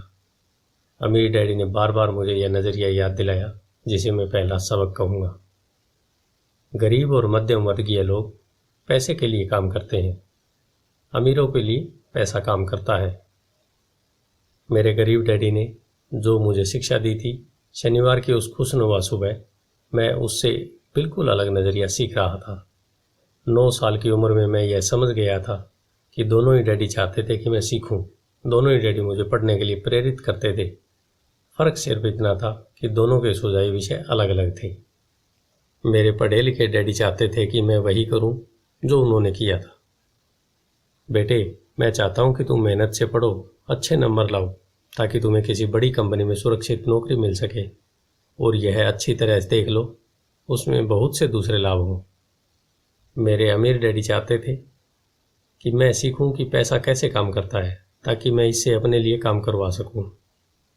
यह सबक मुझे जीवन भर उनके मार्गदर्शन में सीखना था, न कि किसी क्लासरूम में। मेरे अमीर डैडी ने मेरा पहला सबक जारी रखा। मैं खुश हूं कि तुम 10 सेंट प्रति घंटे के हिसाब से काम करने पर गुस्सा हो गए। अगर तुम गुस्सा नहीं होते और तुम ऐसा खुशी खुशी करते रहते, तो मैं तुम्हें साफ कह देता कि मैं तुम्हें नहीं सिखा सकता। यह जान लो कि सच्ची शिक्षा में ऊर्जा, प्रबल भावना और ज़बरदस्त इच्छा की ज़रूरत होती है। गुस्सा उस फार्मूले का एक बहुत बड़ा हिस्सा है, क्योंकि प्रबल भावना में गुस्सा और प्रेम का समन्वय होता है। जब पैसे की बात आती है तो ज़्यादातर लोग सुरक्षित रास्ता खोजते हैं, इसलिए प्रबल भावना उन्हें राह नहीं दिखा पाती। उन्हें राह दिखाता है उनका डर। तो क्या इसलिए वे कम तनख्वाह पर काम करने के लिए राजी हो जाते हैं? मैंने पूछा। हाँ, अमीर डैडी ने कहा। कुछ लोग कहते हैं कि मैं लोगों का शोषण करता हूँ, क्योंकि मैं उन्हें उतनी तनख्वाह नहीं देता जितनी उन्हें शुगर प्लांटेशन या सरकार की तरफ से मिलती है। मैं यही कहना चाहता हूँ कि लोग खुद अपना शोषण करते हैं, डरते हैं वे, मैं नहीं। पर क्या आपको नहीं लगता कि आपको उन्हें ज़्यादा तनख्वाह देनी चाहिए? मैंने पूछा। मुझे ज़्यादा देने की ज़रूरत नहीं है, और इसके अलावा ज़्यादा पैसा मिलने से उनकी समस्या नहीं सुलझेगी। अपने डैडी को ही देख लो, वे बहुत सा पैसा कमाते हैं और फिर भी वे अपने बिलों का भुगतान नहीं कर पाते। दुनिया में ऐसे बहुत से लोग हैं जिन्हें अगर ज़्यादा पैसा मिल जाए तो वे ज़्यादा कर्ज में डूब जाएंगे। तो इसी कारण आपने मुझे 10 सेंट प्रति घंटे की तनख्वाह दी? मैंने मुस्कुराते हुए कहा। यह सबक का हिस्सा था। बिल्कुल सही, अमीर डैडी ने मुस्कुराकर कहा। देखो, तुम्हारे डैडी स्कूल गए और उन्होंने बहुत बढ़िया शिक्षा इसलिए हासिल की ताकि उन्हें अच्छी तनख्वाह वाली नौकरी मिल सके, जो उन्हें मिल गई। परंतु उनके पास आज भी पैसे की तंगी है। ऐसा इसलिए है क्योंकि उन्होंने स्कूल में पैसे के बारे में कुछ नहीं सीखा। और सबसे बड़ी बात यह है, और वे पैसे के लिए काम करने में भरोसा करते हैं। और आप नहीं करते? मैंने पूछा। नहीं, सच पूछा जाए तो नहीं, अमीर डैडी ने कहा। अगर तुम पैसे के लिए काम करना सीखना चाहते हो तो स्कूल में ही रहो। यह सीखने के लिए उससे बढ़िया जगह और कोई नहीं है। परंतु अगर तुम यह सीखना चाहते हो कि पैसा तुम्हारे लिए किस तरह काम करे, तो यह मैं तुम्हें सिखा सकता हूँ, परंतु तभी जब तुम सीखना चाहो। क्या हर कोई यह नहीं सीखना चाहता? मैंने पूछा। नहीं, अमीर डैडी ने कहा। सिर्फ इसलिए क्योंकि पैसे के लिए काम करना ज़्यादा आसान है, खास तौर पर तब जब पैसे के बारे में आपकी मूल भावना डर हो। मैं समझ नहीं पाया, मैंने त्योरियां चढ़ाकर कहा। उसकी चिंता फिलहाल मत करो, अभी इतना ही समझ लो कि डर के कारण ही ज़्यादातर लोग अपनी नौकरियां करते हैं। अपने बिलों का भुगतान न कर पाने का डर, नौकरी से निकाल दिया जाएगा इस बात का डर, पर्याप्त पैसा नहीं होने का डर, एक बार फिर से शुरू करने का डर। यह किसी व्यवसाय को सीखने और पैसे के लिए काम करने की कीमत है। ज़्यादातर लोग पैसे के गुलाम बन जाते हैं और फिर वे अपने बॉस पर अपनी भड़ास निकालते हैं। तो आपकी नज़र में पैसे से अपने लिए काम करवाना एक बिल्कुल अलग विषय है? मैंने पूछा। बिल्कुल, अमीर डैडी ने जवाब दिया, बिल्कुल। शनिवार की उस खुशनुमा सुबह हवाई में हम लोग चुपचाप बैठे रहे। मेरे दोस्त उस समय लिटिल लीग बेसबॉल गेम शुरू कर ही रहे होंगे, पर किसी वजह से मैं खुश था कि मैंने 10 सेंट प्रति घंटे के हिसाब से काम करने का फैसला किया था। मुझे लगा कि मैं कुछ ऐसा सीखने जा रहा था जो मेरे दोस्त स्कूल में नहीं सीख पाएंगे। सीखने के लिए तैयार हो? अमीर डैडी ने पूछा। बिल्कुल, मैंने दांत निकाल कर कहा। मैंने अपना वादा निभाया है, मैंने तुम्हें दूर बैठे बैठे ही सिखाया है। अमीर डैडी ने कहा। 9 साल की उम्र में तुम्हें यह पता चल चुका है कि पैसे के लिए काम करना कैसा होता है। अपने पिछले महीने को 50 सालों से गुणा कर और तुम्हें इस बात का अंदाजा हो जाएगा कि ज़्यादातर लोग अपनी ज़िंदगी किस तरह गुजारते हैं। मैं समझ नहीं पाया, मैंने कहा। जब तुम मुझसे मिलने के लिए लाइन में इंतज़ार कर रहे थे तो तुम्हें कैसा लग रहा था? एक बार नौकरी के लिए और दूसरी बार तनख्वाह बढ़वाने के लिए। भयानक, मैंने कहा। अगर तुम पैसे के लिए काम करने का विकल्प चुनते हो तो ज़्यादातर लोगों के लिए ज़िंदगी का मतलब यही होता है, अमीर डैडी ने कहा। और तुम्हें तब कैसा लगा था जब मिसेज मार्टिन तुम्हारे हाथ में 3 घंटे के काम के लिए 3 सिक्के थमाए थे? मुझे लगा था कि यह काफ़ी नहीं है, मुझे लग रहा था कि यह कुछ भी नहीं है। मैं निराश हुआ था, मैंने कहा। और यही ज़्यादातर कर्मचारियों को लगता है जब वे अपनी तनख्वाह के चेक को देखते हैं, खासकर तब जब उससे टैक्स और बाकी कटौतियाँ कर ली जाती हैं। कम से कम तुम्हें पूरी तनख्वाह मिली थी, उन्हें तो पूरी तनख्वाह भी नहीं मिलती। आपका मतलब है ज़्यादातर कर्मचारियों को पूरी तनख्वाह नहीं मिलती? मैं हैरान था। नहीं, अमीर डैडी ने कहा। सरकार हमेशा अपना हिस्सा पहले ही ले लेती है। सरकार ऐसा कैसे करती है? मैंने पूछा। टैक्स, अमीर डैडी ने कहा। जब आप कमाते हैं तो आप पर टैक्स लगता है, जब आप खर्च करते हैं तो आप पर टैक्स लगता है, जब आप बचाते हैं तो आप पर टैक्स लगता है, जब आप मर जाते हैं तो भी आप पर टैक्स लगता है। लोग सरकार को ऐसा क्यों करने देते हैं? अमीर लोग ऐसा नहीं करने देते, अमीर डैडी ने मुस्कुरा कर कहा। परंतु गरीब और मध्यम वर्गीय लोग ऐसा करने देते हैं। मैं दावा करता हूँ कि मैं तुम्हारे डैडी से ज़्यादा कमाता हूँ, परंतु वे ज़्यादा टैक्स देते हैं। यह कैसे संभव है? मैंने पूछा। 9 साल का बच्चा इस अजीब आंकड़े को समझ नहीं पा रहा था। कोई आदमी सरकार को ऐसा करने की इजाज़त कैसे दे सकता है? अमीर डैडी चुपचाप बैठे रहे। मैं समझ गया कि वे चाहते थे कि मैं सुनूं, न कि उनसे फालतू सवाल पूछूं। आखिर मैं शांत हो गया। जो मैंने सुना था वह मुझे अच्छा नहीं लगा था। मैं जानता था कि मेरे डैडी हमेशा टैक्स का रोना रोते रहते थे, परंतु दरअसल इस बारे में वे कुछ भी नहीं कर पाते थे। क्या जिंदगी उन्हें धक्का दे रही थी? अमीर डैडी मेरी तरफ देखते हुए अपनी कुर्सी में धीमे धीमे और खामोशी से हिलने लगे। सीखने के लिए तैयार हो? उन्होंने पूछा। मैंने अपना सिर धीमे से हिलाया। जैसा मैंने कहा, सीखने के लिए बहुत कुछ है। पैसे से अपने लिए काम कैसे करवाया जाए, यह जिंदगी भर चलने वाली पढ़ाई है। ज़्यादातर लोग 4 साल के लिए कॉलेज जाते हैं और उनकी पढ़ाई पूरी हो जाती है। मैं पहले से ही जानता हूँ कि मेरी धन संबंधी पढ़ाई जीवन भर चलेगी, और इसकी वजह यह है कि मैं जितना ज़्यादा जान लेता हूँ चलता है, उससे भी ज़्यादा जानने की मेरी जिज्ञासा बढ़ती चली जाती है। ज़्यादातर लोग इस विषय को कभी नहीं पढ़ते। वे नौकरी पर जाते हैं, अपनी तनख्वाह लेते हैं, अपनी चेकबुक को बैलेंस करते हैं और बात खत्म हो जाती है। इसके बाद भी उन्हें अचरज होता है कि उनके जीवन में पैसे की समस्याएं क्यों हैं। फिर वे सोचते हैं कि ज़्यादा पैसों से उनकी समस्या हल हो जाएगी। बहुत कम लोगों को यह एहसास होता है कि असली समस्या धन संबंधी शिक्षा या ज्ञान की है। तो मेरे डैडी को टैक्स की समस्या इसलिए है क्योंकि उनमें पैसे की समझ नहीं है। मैंने विचलित होकर पूछा।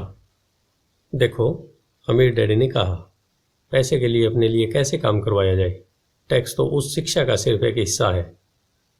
आज जो मैं सिर्फ यह देखना चाहता था कि तुम में अब भी पैसे के बारे में सीखने की प्रबल इच्छा बची है या नहीं। ज़्यादातर लोगों में सीखने की प्रबल इच्छा नहीं होती। वे स्कूल जाना चाहते हैं, कोई व्यवसाय सीखना चाहते हैं, अपनी नौकरी में मज़े करना चाहते हैं और ढेर सारा पैसा कमाना चाहते हैं। एक दिन वे तब जागते हैं जब उनके सामने पैसे की समस्या आ जाती है, और तब वे काम करना बंद नहीं कर सकते। पैसे के लिए काम करने की यही कीमत होती है, और उन्हें यह कीमत चुकाना ही पड़ता है। अगर वे पैसे से अपने लिए काम करवाना सीख लेते तो उनके सामने यह समस्या नहीं आती। तो तुम में अब सीखने की, जानने की जिज्ञासा है? अमीर डैडी ने पूछा। अच्छा, अमीर डैडी ने कहा, अब काम पर वापस जाओ और इस बार मैं तुम्हें बिल्कुल तनख्वाह नहीं दूंगा। मैंने हैरानी से पूछा, तुमने सही सुना, तनख्वाह बंद? तुम हर शनिवार 3 घंटे उसी तरह काम करोगे, परंतु इस बार तुम्हें 10 सेंट प्रति घंटे के हिसाब से तनख्वाह नहीं मिलेगी। तुम्हें तो कहा है कि तुम पैसे के लिए काम करना नहीं सीखना चाहते, इसलिए मैं तुम्हें बदले में कुछ भी नहीं दूंगा। मैंने माइक से पहले ही बात कर ली है, वह पहले से ही काम पर है। मुफ्त में डिब्बों की सफाई कर रहा है और उन्हें करीने से जमा रहा है। अब तुम भी जल्दी से जाकर काम में जुट जाओ। यह ठीक नहीं है, मैं चिल्लाया। आपको कुछ न कुछ तनख्वाह तो देनी चाहिए। तुमने कहा था कि तुम सीखना चाहते हो। अगर तुम इस बात को अभी नहीं सीख पाओगे तो तुम भी उन्हीं 2 महिलाओं और बूढ़े आदमी की तरह बन जाओगे जो मेरे लिविंग रूम में बैठे थे। ये लोग पैसे के लिए काम करते हैं और डरते हैं कि उन्हें मैं नौकरी से निकालने दूँ। या तुम अपने डैडी की तरह बन जाओगे जो पैसा तो बहुत कमाते हैं परंतु गले तक कर्ज में डूबे रहते हैं। शायद उन्हें यह उम्मीद रहती है ज़्यादा पैसे से उनकी समस्याएं सुलझ जाएंगी। अगर तुम यही चाहते हो तो मैं एक बार फिर 10 सेंट के अपने पुराने वादे पर लौटने को तैयार हूँ। या तुम वह कर सकते हो जो ज़्यादातर लोग करते हैं, इस बारे में शिकायत करो कि तनख्वाह बहुत कम है और तुम यह नौकरी छोड़कर दूसरी नौकरी तलाश शुरू कर दो। मेरी समझ में नहीं आ रहा था कि मैं क्या करूँ। मैंने पूछा। अमीर डैडी ने अपने सिर पर उंगली रखी। इसका इस्तेमाल करो।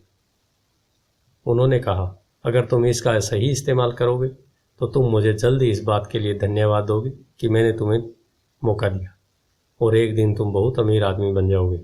मैं वहाँ यह सोचते हुए खड़ा था कि मुझे कितना घटिया विकल्प दिया गया है। मैं यहाँ अपनी तनख्वाह बढ़वाने आया था और अब मुझे मुफ्त में काम करने के लिए कहा जा रहा है। अमीर डैडी ने एक बार फिर अपनी उंगली को सिर पर रखा और कहा, इसका इस्तेमाल करो। अब यहाँ से जाओ और अपने काम में जुट जाओ। सबक 1, अमीर लोग पैसे के लिए काम नहीं करते। मैंने अपने गरीब डैडी को यह नहीं बताया कि अब मैं मुफ्त में काम कर रहा हूँ। उन्हें यह समझ में नहीं आता।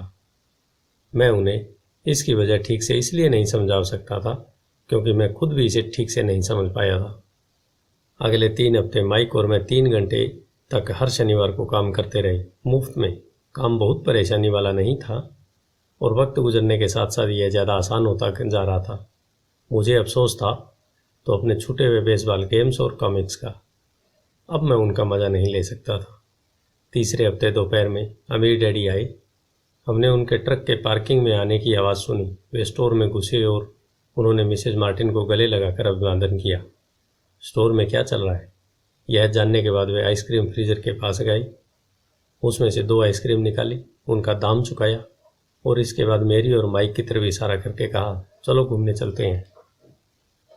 हम सड़क के पार गए, कुछ कारों को चकमा दिया और एक बड़े घास के मैदान में टहलने लगे जहाँ कुछ वयस्क सॉफ्ट बॉल खेल रहे थे। दूर की पिकनिक टेबल पर बैठकर उन्होंने माइक और मुझे आइसक्रीम दी। कैसा चल रहा है? बढ़िया, माइक ने कहा। मैंने सहमति में सिर हिलाया। कुछ और सीखा? अमीर डैडी ने पूछा। माइक और मैंने एक दूसरे की तरफ देखा, अपने कंधे उचकाई और अपने सिर को नहीं में एक सा हिलाया। अच्छा यह होगा कि तुम बचपन से ही यह सोचना चालू कर दो। तुम अगर जिंदगी के सबसे बड़े सबक को देख रहे हो, अगर तुम इस सबक को सीख लेते हो तो तुम बहुत ज़्यादा आज़ादी और सुरक्षा भरी जिंदगी का सुख ले सकते हो। अगर तुम यह सबक नहीं सीख पाते हो तो तुम भी मिसेज मार्टिन और इस पार्क में खेल रहे ज़्यादातर लोगों की तरह बन जाओगे। वे बहुत ज़्यादा मेहनत करते हैं, परंतु उनके बदले में उन्हें बहुत कम पैसे मिलते हैं। वे नौकरी की सुरक्षा के मोह में फंसे रहते हैं।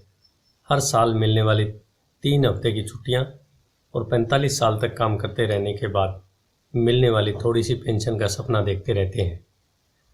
अगर इस तरह की ज़िंदगी जीने में तुम्हें सुख मिलता है तो मैं तुम्हारी तनख्वाह बढ़ाकर 25 सेंट प्रति घंटे कर सकता हूँ।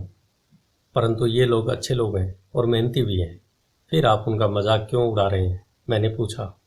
अमीर डैडी के चेहरे पर मुस्कान आ गई। मिसेज मार्टिन मेरे लिए माँ जैसी है। मैं इतना कठोर नहीं हो सकता कि उनका मजाक उड़ाऊँ। यह कठोर लगता ज़रूर है क्योंकि मैं तुम दोनों के सामने स्थिति स्पष्ट करना चाहता हूँ, और वह भी आसान शब्दों में। मैं तुम्हारे नज़रियों को बड़ा करना चाहता हूँ ताकि तुम कुछ आगे भी देख सको, दूर तक देख सको।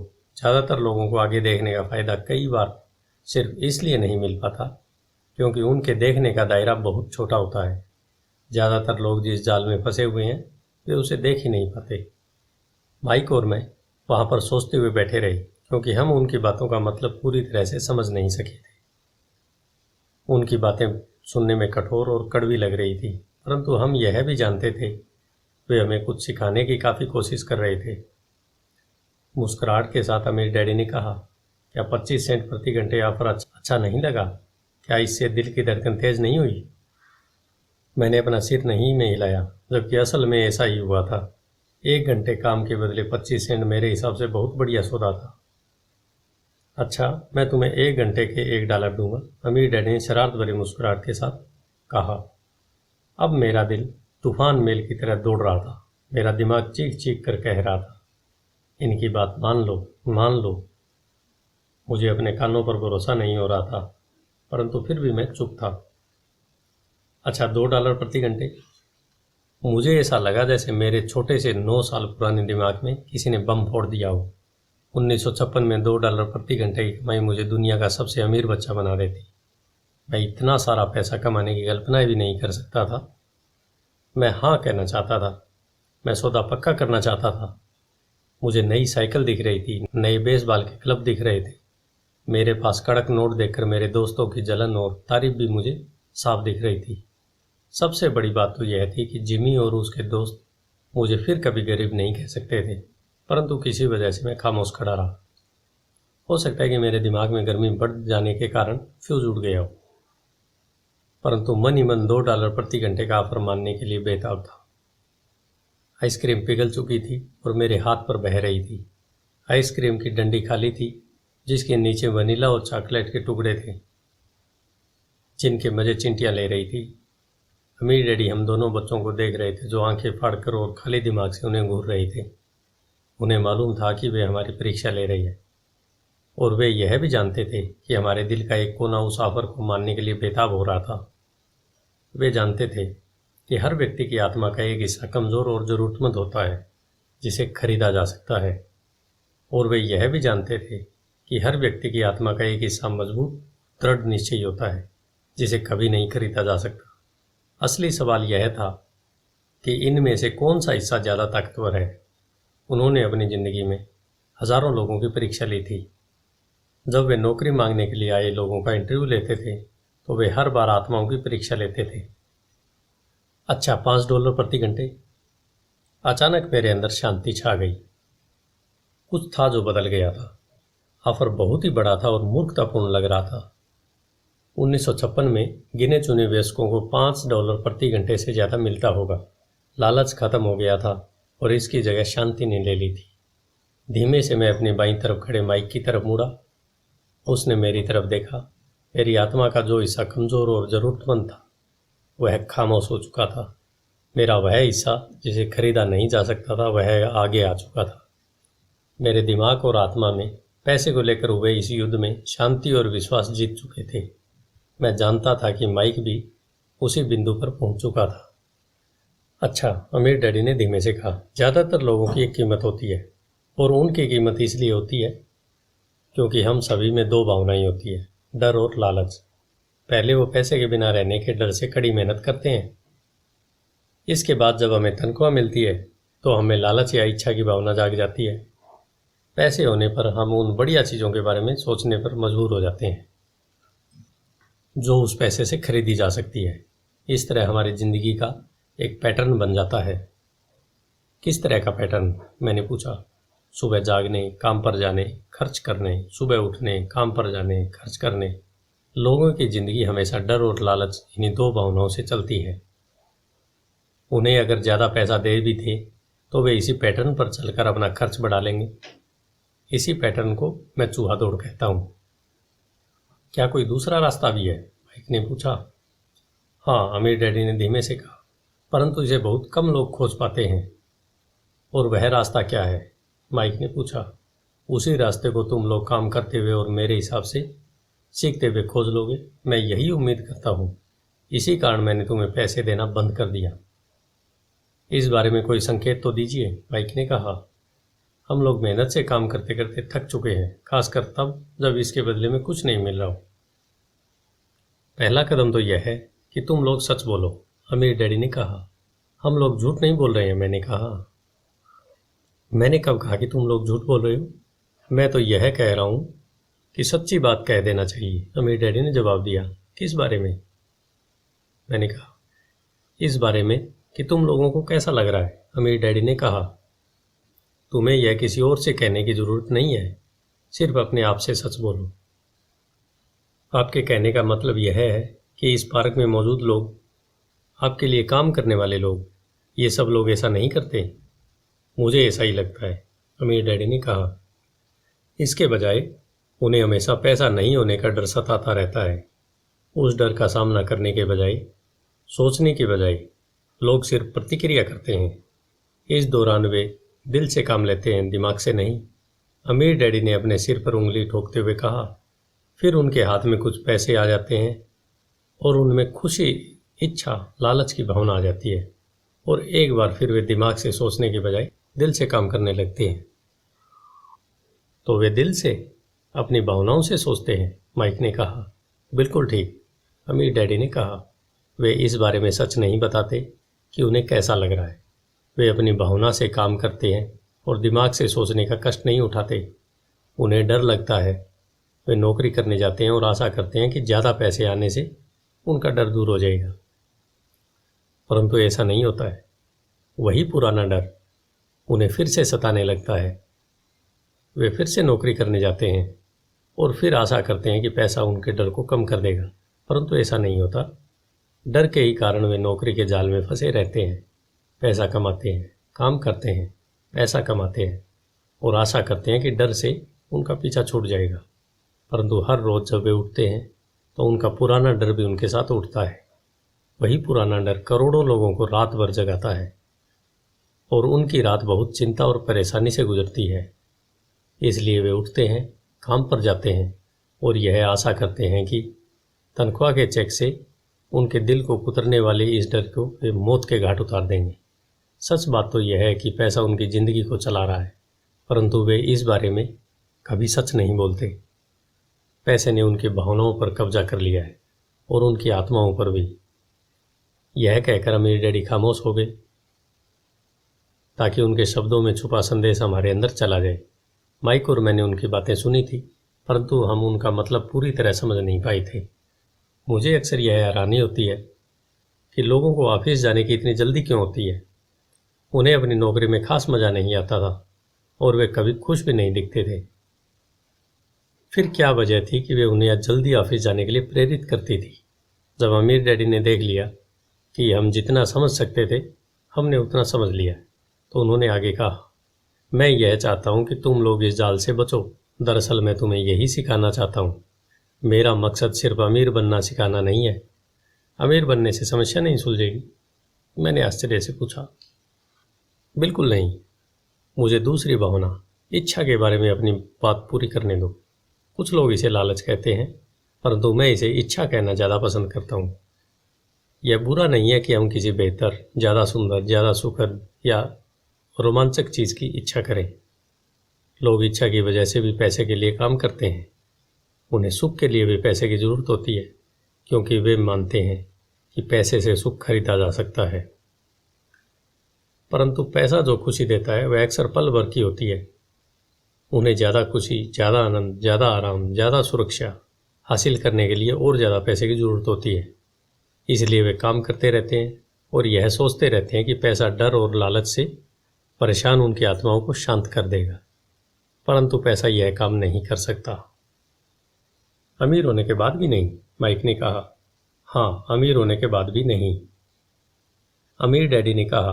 दरअसल बहुत से अमीर लोग इच्छा के कारण नहीं, बल्कि डर के कारण अमीर होते हैं। वे सचमुच सोचते हैं कि दौलत हो तो पैसे न होने का डर, गरीब होने का डर खत्म हो जाता है। इसलिए वे ढेर सारी दौलत जमा कर लेते हैं और तब जाकर उन्हें पता चलता है कि उनका डर और बढ़ गया है।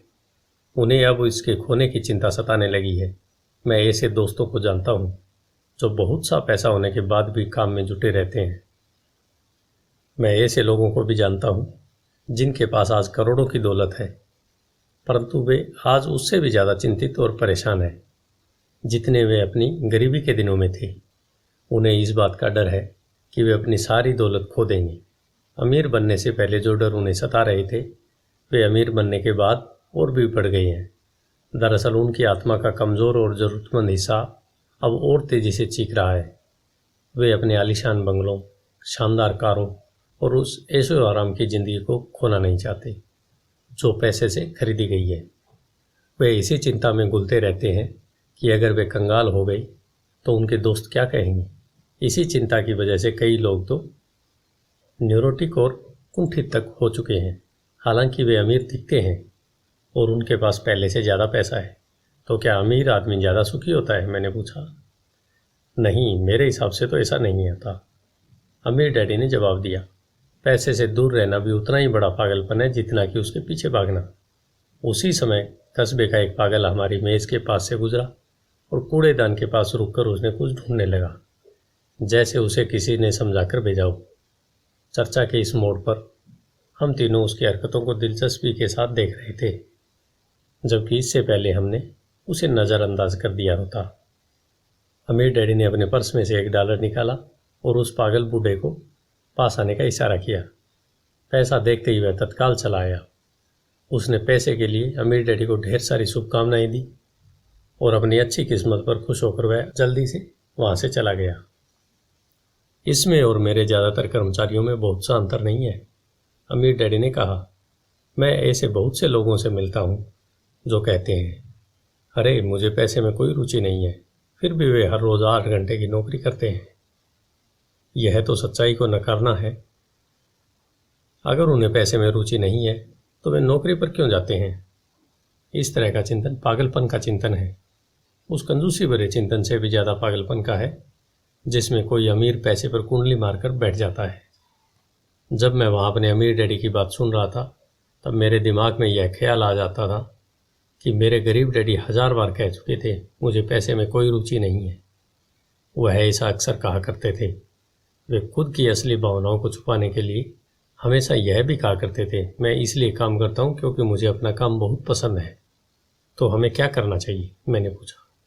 यही कि हम पैसे के लिए काम नहीं करें जब तक कि हमारे मन से डर और लालच की भावनाएं पूरी तरह से निकल न जाए।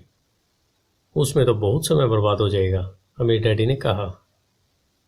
भावनाओं के कारण ही तो हम इंसान हैं, इन्हीं के कारण हमारी हस्ती है। भावना शब्द का मतलब है चलायमान ऊर्जा। अपनी भावनाओं के बारे में ईमानदार रहो और अपने दिमाग और भावनाओं का इस्तेमाल अपने समर्थन में करो, न कि विरोध में। आह, माइक ने कहा। अगर तुम्हें मेरी बात समझ में नहीं आई हो तो इस बारे में चिंता मत करो, आगे आने वाले सालों में तुम्हें इसका मतलब समझ में आएगा। अपनी भावनाओं पर प्रतिक्रिया करने के बजाय उनका विश्लेषण करने की कोशिश करो। ज़्यादातर लोग यह नहीं जानते कि वे अपने दिमाग से सोचने की बजाय अपने दिल की भावनाओं से सोचते हैं। आपकी भावनाएं तो आपकी रहेंगी ही, परंतु आपको अपने दिमाग से सोचना भी आना चाहिए, क्योंकि दिमाग को सोचने के लिए ही बनाया गया है। क्या आप मुझे इसका कोई उदाहरण दे सकते हैं? मैंने पूछा। नहीं। क्यों नहीं? अमीर डैडी ने जवाब दिया। जब कोई आदमी कहता है मुझे नौकरी खोजने की ज़रूरत है, तो इस बात की बहुत संभावना है कि उसकी भावनाएं फैसला कर रही है। इस विचार का असली कारण है पैसा न होने का डर। परंतु अपनी ज़िंदगी चलाने के लिए लोगों को पैसे की ज़रूरत तो पड़ती ही है। मैंने कहा। बिल्कुल पड़ती है। अमीर डैडी मुस्कुराए। मैं सिर्फ यह कह रहा हूँ कि उनके डर के कारण उनके मन में यह विचार आता है। मैं समझ नहीं पाया। माइक ने कहा। अमीर डैडी ने कहा, अगर आपके मन में पैसे की कमी का डर जाग जाए तो तत्काल नौकरी ढूंढने के लिए दौड़ मत लगाइए, ताकि कुछ पैसों के सारे उस डर को मार दिया जाए।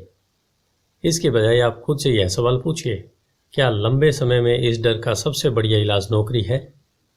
मेरे ख्याल से इसका जवाब नहीं होता है, खासकर जब आप किसी आदमी की पूरी जिंदगी को देखते हैं। नौकरी दीर्घकालीन समस्या का अल्पकालीन समाधान है। परंतु मेरे डैडी हमेशा कहा करते हैं, स्कूल में पढ़ो, अच्छे नंबर लाओ, ताकि तुम्हें एक सुरक्षित और अच्छी नौकरी मिल सके। मैंने हड़बड़ी में बोल दिया। हाँ, मैं समझ सकता हूँ कि वे ऐसा क्यों कहते हैं। अमीर डैडी ने मुस्कुराकर कहा, ज़्यादातर लोग ऐसी सलाह देते हैं और ज़्यादातर लोगों के लिए एक अच्छा विचार होता है, परंतु लोगों की इस सलाह के पीछे भी डर छुपा होता है। आपका यह मतलब है कि मेरे डैडी ऐसा इसलिए करते हैं क्योंकि वे डरे हुए हैं? हाँ, अमीर डैडी ने कहा। वे घबराए हुए हैं कि शायद तुम पैसा नहीं कमा पाओगे और समाज में फिट नहीं हो पाओगे। मुझे गलत मत समझना, वे तुम्हें प्यार करते हैं और तुम्हारा भला चाहते हैं, और मैं सोचता हूँ कि उनके डर सही भी हैं। शिक्षा और नौकरी महत्वपूर्ण है, परंतु इससे डर का इलाज नहीं होगा।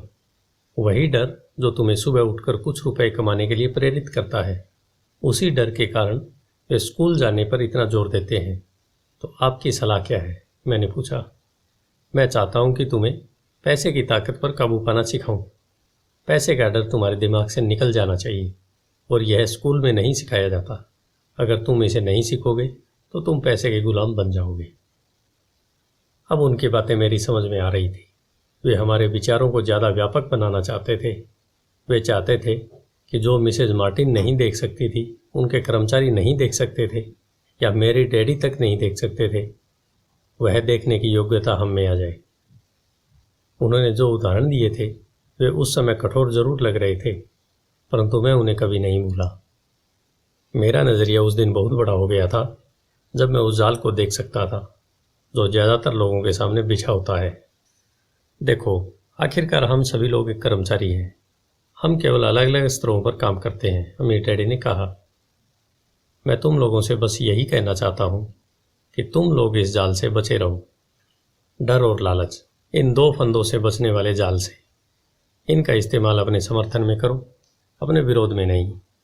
मैं तुम लोगों को यह नहीं सिखाना चाहता कि ढेर सारा पैसा कैसे इकट्ठा कर लिया जाए।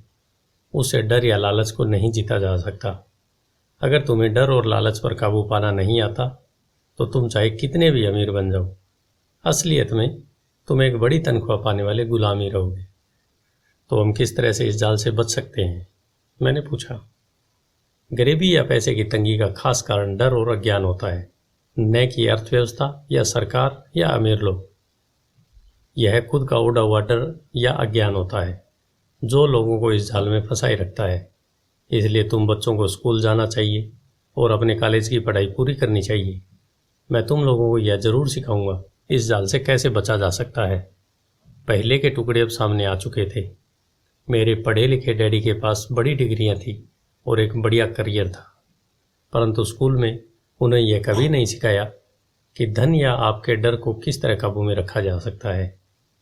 अब मैं समझ चुका था कि मैं अपने दो डैडियों से अलग अलग परंतु महत्वपूर्ण बातें सीख सकता हूँ। तो आप पैसे न होने के डर के बारे में बात कर रहे थे। पैसे की इच्छा किस तरह हमारे सोच पर असर डालती है? माइक ने पूछा।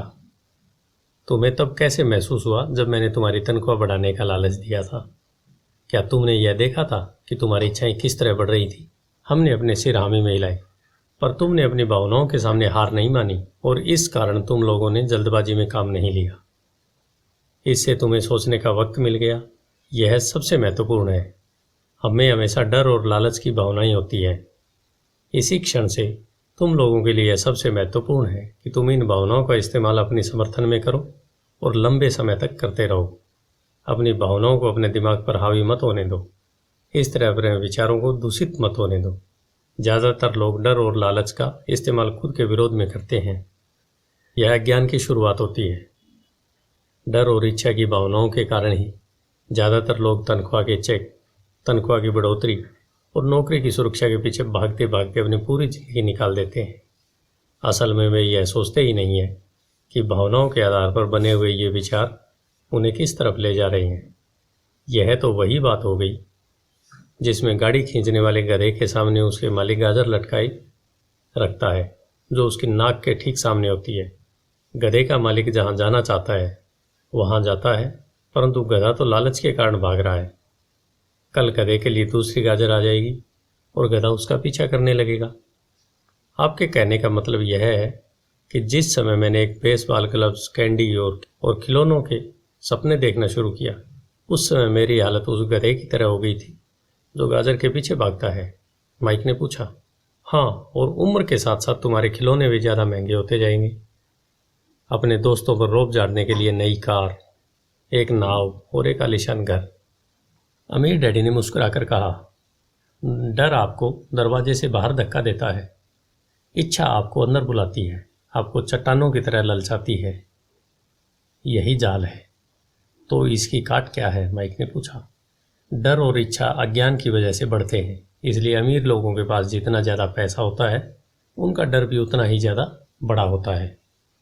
धन ही गाजर है, भ्रम है। अगर गधा पूरी तस्वीर देख सकता तो शायद वह गाजर का पीछा करने के अपने फैसले पर दोबारा सोचता। अमीर डैडी ने आगे यह समझाया कि आदमी की जिंदगी अज्ञान और ज्ञान के बीच होने वाला संघर्ष है। उन्होंने बताया कि एक बार कोई आदमी खुद के बारे में ज्ञान की खोज करना बंद कर देता है तो उसकी जिंदगी में अज्ञान घुस जाता है। यह संघर्ष हर पल होता है, इसलिए हमें यह फैसला करना है, यह सीखना है कि अपने दिमाग को खुला रखा जाए या इसे बंद कर लिया जाए। देखो, स्कूल बहुत बहुत ज़्यादा महत्वपूर्ण है, पर आप स्कूल इसलिए जाते हैं ताकि आप वहाँ कोई कला या व्यवसाय सीख सकें और इस तरह से आप समाज में योगदान दे सकें। हर समाज में शिक्षकों, डॉक्टरों, मैकेनिकों, कलाकारों, रसोइयों, व्यावसायिक लोगों, पुलिस अफसरों, आग बुझाने वालों और सिपाहियों की ज़रूरत होती है। स्कूल उन्हें यह सब सिखाते हैं ताकि हमारा समाज विकसित हो सके और हमारी संस्कृति समृद्ध हो सके। अमीर डैडी ने कहा, दुर्भाग्य से कई लोगों के लिए स्कूल शिक्षा का अंत होना है, शुरुआत नहीं।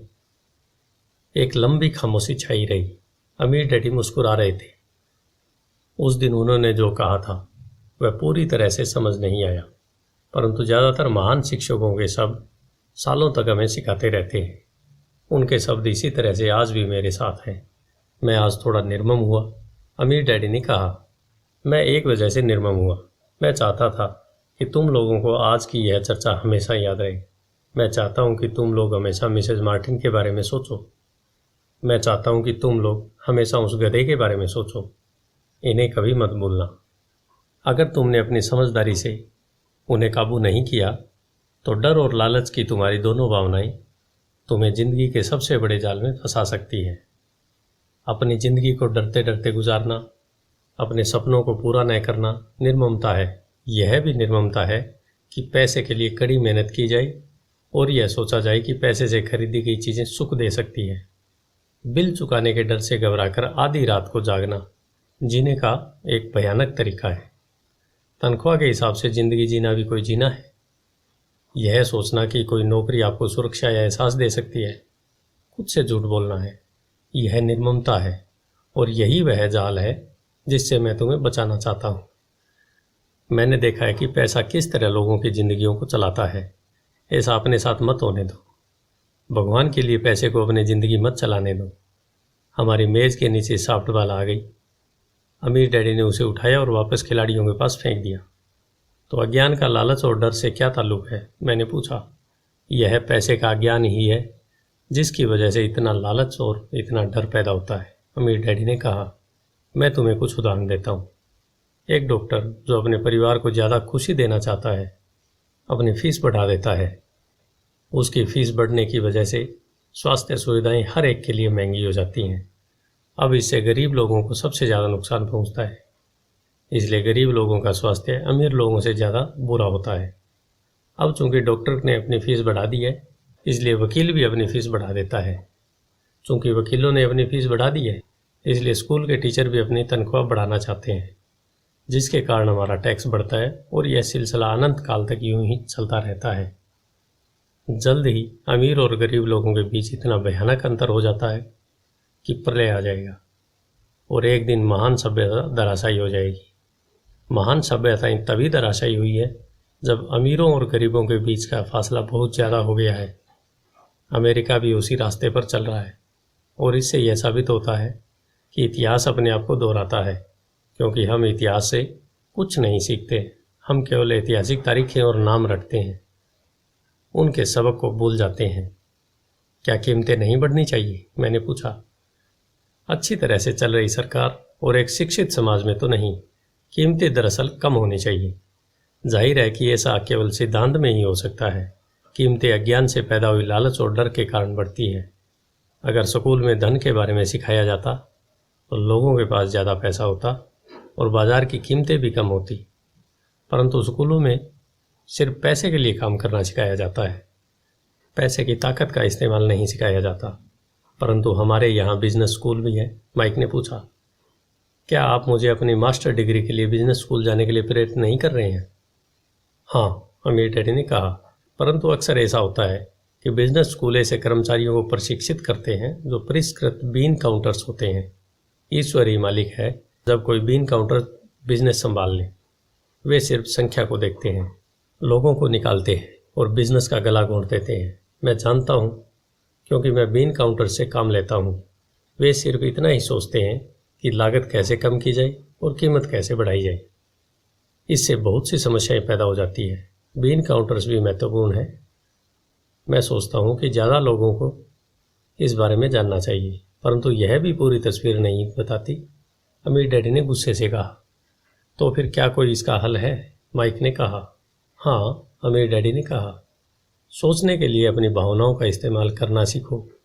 अपनी भावनाओं के बहाव में आकर मत सोचो। जब तुम लोग मुफ्त में काम करने के लिए तैयार हो गए थे तो तुमने अपनी भावनाओं को काबू में रखना सीख लिया था। तभी मैं समझ गया था कि तुमसे उम्मीद की जा सकती है। जब मैंने तुम्हें ज़्यादा तनख्वाह का लालच दिया तब तुमने एक बार फिर भावनाओं की बात नहीं मानी। तुम ताकतवर भावनाओं के बावजूद सोचना सीख रहे हो। यह पहला कदम है। यह कदम इतना महत्वपूर्ण क्यों है? मैंने पूछा। यह तुम अपने आप जान पाओगे। अगर तुम सीखना ही चाहते हो तो मैं तुम लोगों को ब्राइन पैच में ले जाऊंगा। यह वह जगह है जिससे लोग बचते हैं। मैं तुम्हें उस जगह पर ले जाऊंगा जहां जाने से ज़्यादातर लोगों को डर लगता है। अगर तुम मेरे साथ जाओगे तो तुम्हारे मन से पैसे के लिए काम करने का विचार निकल जाएगा। इसके बजाय तुम यह सीखोगे कि पैसे से कैसे काम लिया जाता है। और अगर हम आपके साथ जाते हैं तो हमें क्या मिलेगा? अगर हम आपसे सीखने के लिए तैयार होते हैं तो हमें क्या मिलेगा? मैंने पूछा। वही जो ब्रायर रैबिट को मिला था, अमीर डैडी ने कहा। टार बेबी से आज़ादी। क्या ऐसा कोई ब्रायर पैच होता है? मैंने पूछा। हाँ, अमीर डैडी ने कहा, डर और लालच ही ब्रायर पैच है। अपने डर से पीछा छुड़ाकर, अपने लालच का सामना करके, अपनी कमजोरियों और ज़रूरतों को पहचान कर ही हम बाहर निकलने के रास्ते तक पहुंचते हैं। और बाहर निकलने का रास्ता हमारे दिमाग से होकर गुजरता है, यही विचारों को चुनने से। माइक ने आश्चर्यचकित होकर पूछा। हाँ, इस विचार को चुनकर कि हम क्या सोचेंगे, बजाय इसके कि हम अपनी भावनाओं में बहकर लगातार प्रतिक्रिया करते रहें। सुबह उठने और काम पर जाने से ही आपकी समस्याएं नहीं सुलझ जाती, क्योंकि बिल चुकाने के लिए पर्याप्त पैसा न होने का डर आपको सताता रहेगा। सोचने से आपको एक खुद से सवाल पूछने का समय मिलता है। इस तरह का सवाल, क्या इस समस्या का सबसे बढ़िया समाधान इस पर और ज़्यादा मेहनत करना है? ज़्यादातर लोग इतनी बुरी तरह घबराए होते हैं कि वे खुद अपने आप को असली बात नहीं बताते कि डर हावी हो रहा है, और नतीजा यह निकलता है कि वे सोच ही नहीं पाते और इसकी बजाय दरवाजे से बाहर दौड़ लगा देते हैं। टारवे भी हावी हो जाती है। अपने विचार चुनने से मेरा यही मतलब था। पर हम ऐसा किस तरह करेंगे? माइक ने पूछा। यही तो मैं तुम्हें सिखाना चाहता हूँ। मैं तुम्हें यह सिखाऊँ। तुम्हारे पास चुनने के लिए विचारों के विकल्प होने चाहिए ताकि तुम हड़बड़ी में काम करने से बच सको, जैसे अपनी सुबह की कॉफ़ी पीकर दरवाजे से बाहर दौड़ लगाने की आदत से। मैंने तुमसे पहले कहा था, उसे याद रखो। नौकरी दीर्घकालीन समस्या का अल्पकालीन समाधान है। ज़्यादातर लोगों के दिमाग में सिर्फ एक समस्या होती है और यह थोड़े समय की होती है। यह समस्या होती है महीने के आखिर में चुकाए जाने वाले बिल, यानी टारबेवी। अब पैसा उनकी ज़िंदगी चलाता है, या मैं यह कहूँ कि पैसे को लेकर उनका डर और अज्ञान उनकी ज़िंदगी चलाते हैं। तो वे वही करते हैं जो उनके माता पिता ने किया था। सुबह उठो और पैसे के लिए काम करो। वे इतना समय भी नहीं निकाल पाते कि यह सोच सकें क्या कोई दूसरा तरीका है। इस वक्त वे दिल से सोचते हैं, दिमाग से नहीं। दिल से सोचने और दिमाग से सोचने में क्या फ़र्क होता है? माइक ने पूछा। अमीर डैडी ने जवाब दिया, मैं इस तरह के जुमले अक्सर सुनता हूँ। हर आदमी को काम करना पड़ता है, या अमीर लोग शोषक होते हैं, या मैं दूसरी नौकरी ढूंढ लूँगा, मेरी तनख्वाह बढ़नी चाहिए, आप इस तरह मेरा शोषण नहीं कर सकते, या मैं इस नौकरी को इसलिए पसंद करता हूँ क्योंकि यह सुरक्षित है। इसके बजाय हमें यह कहना चाहिए, क्या यहाँ ऐसा कुछ है जो मुझे नहीं मिल रहा है? इस तरह भावना पर आधारित हमारे विचारों की जंजीर टूट जाएगी और हमें ज़्यादा अच्छे तरीके से सोचने का मौका मिल जाएगा। मुझे मानना ही पड़ेगा कि मेरे लिए यह सबक एक महान सबक साबित हुआ। यह जानना कि कब कोई आदमी दिल से बोल रहा है और कब दिमाग से, किसके शब्दों में भावनाएं छुपी हुई है और किसके शब्दों में विचार। यह एक ऐसा सबक था जो जिंदगी भर मेरे काम आया, खास तौर पर तब जब मैं अपने दिल से यानी अपनी भावनाओं से बोल रहा था, न कि अपने विचारों या दिमाग से। जब हम स्टोर की तरफ मुड़े तो अमीर डैडी ने यह कहा कि अमीर लोग हकीकत में पैसा बनाते हैं, वे इसके लिए काम नहीं करते। उन्होंने यह भी बताया कि 5 सेंट के शीशे के सिक्के डालते समय जब माइक और मैं यह सोच रहे थे कि हम पैसा बना रहे थे, तो हमारे विचार उसी रास्ते पर चल रहे थे जिस पर अमीर लोग चलते हैं। दिक्कत सिर्फ इतनी थी कि हमारे लिए ऐसा करना गैरकानूनी था। सरकार और बैंकों के लिए ऐसा करना कानूनी था, परंतु हमारे लिए नहीं था। उन्होंने यह भी बताया कि पैसा कानूनी और गैर कानूनी दोनों ही तरीके से कमाया जा सकता है। अमीर डैड ने बाद में हमें यह समझाया कि अमीर लोग जानते हैं कि धन एक भ्रम है जो हकीकत में गधे के सामने लटकी गाजर की तरह होता है। धन के भ्रम के कारण जो डर और लालच पैदा होता है, उसकी वजह से ही अरबों खरबों लोग यह सोचते रहते हैं कि धन असली चीज़ है। धन दरअसल एक मायाजाल है। जनता के अज्ञान और भरोसे के भ्रम की वजह से ही ताश के पत्तों का यह महल खड़ा रह पाता है। सच कहा जाए तो गधे की गाजर धन से ज़्यादा कीमती है, उन्होंने कहा।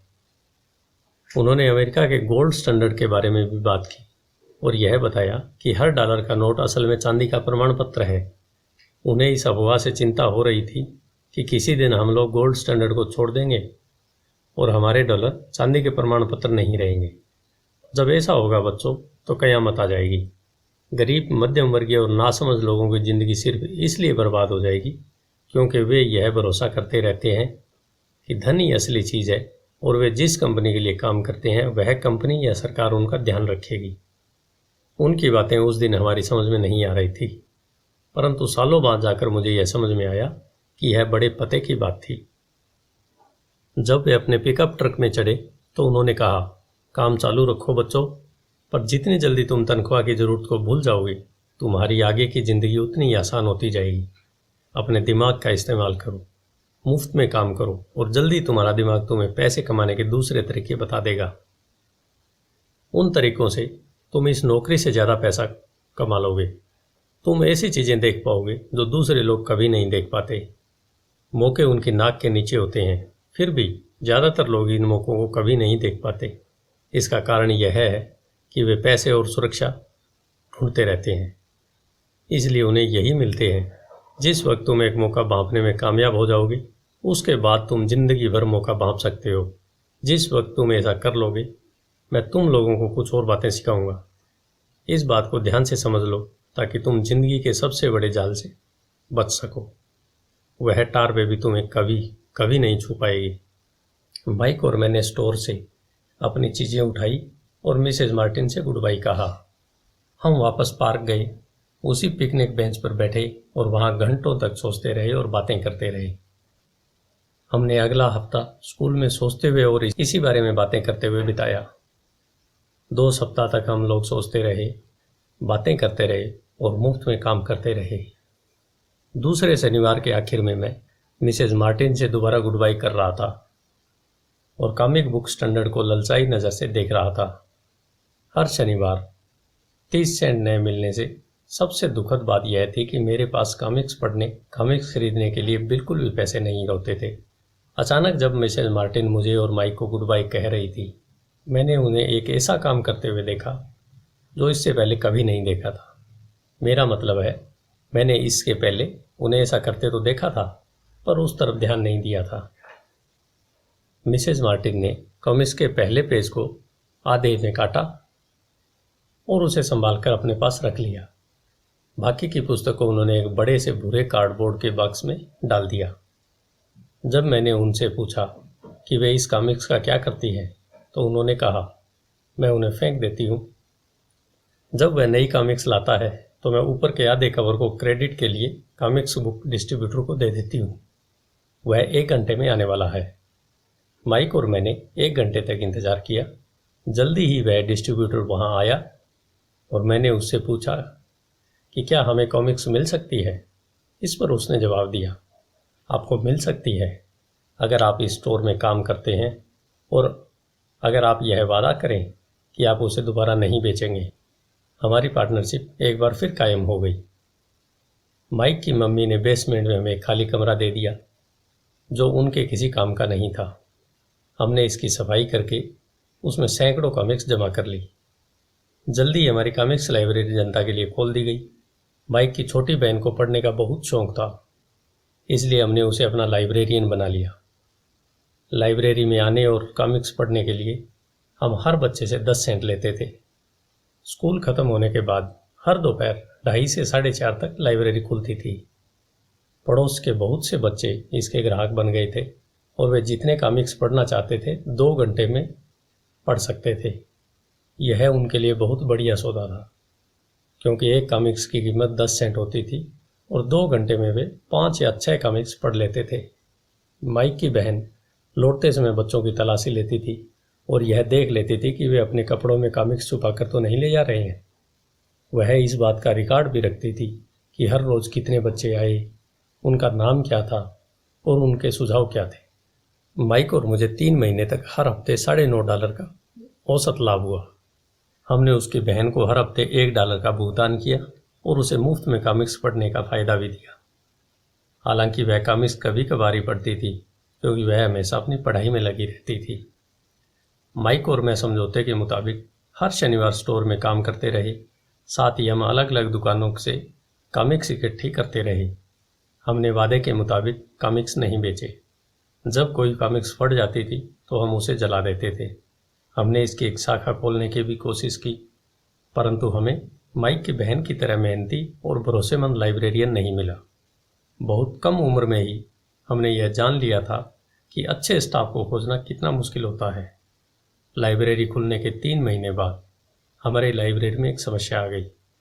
दूसरे मोहल्ले के कुछ गुंडे अंदर घुस आए और उन्होंने झगड़ना शुरू कर दिया। माइक के डैडी ने सुझाव दिया कि हम अपना यह कारोबार बंद कर दें। तो इस तरह हमारा कॉमिक्स का धंधा बंद हो गया और हमने कन्वीनियंस स्टोर पर हर शनिवार काम करना भी बंद कर दिया। फिर भी अमीर डैडी रोमांचित थे, क्योंकि उनके पास ऐसी बहुत सी नई बातें थी जो वे हमें सिखाना चाहते थे। वह खुश थे क्योंकि हमने उनकी पहले सबक को इतनी अच्छी तरह से सीख लिया था। हमने यह भी सीख लिया था कि पैसे से अपने लिए काम कैसे करवाया जाए। स्टोर में नौकरी के बदले में पैसा नहीं मिलता था, इसलिए हमें मजबूरन अपनी कल्पना शक्ति पर जोर डालना पड़ा ताकि हम पैसा कमाने का कोई दूसरा तरीका ढूंढ सके। कॉमिक्स लाइब्रेरी हमारा अपना व्यवसाय था। हमारा धन हमारे काबू में था और हम किसी मालिक के मोहताज नहीं थे। इसमें सबसे अच्छी बात यह थी कि हमारे व्यवसाय से हमें तब भी पैसा मिलता था जब हम वहाँ स्वयं मौजूद नहीं होते थे। उस समय हम पैसे के लिए काम नहीं करते थे, बल्कि हमारा पैसा हमारे लिए काम करता था। ज़्यादा तनख्वाह देने की बजाय अमीर डैडी ने हमें इतनी बढ़िया नसीहत दे दी थी। धन्यवाद। अध्याय 3 जो है पैसे की समझ क्यों सिखाई जानी चाहिए।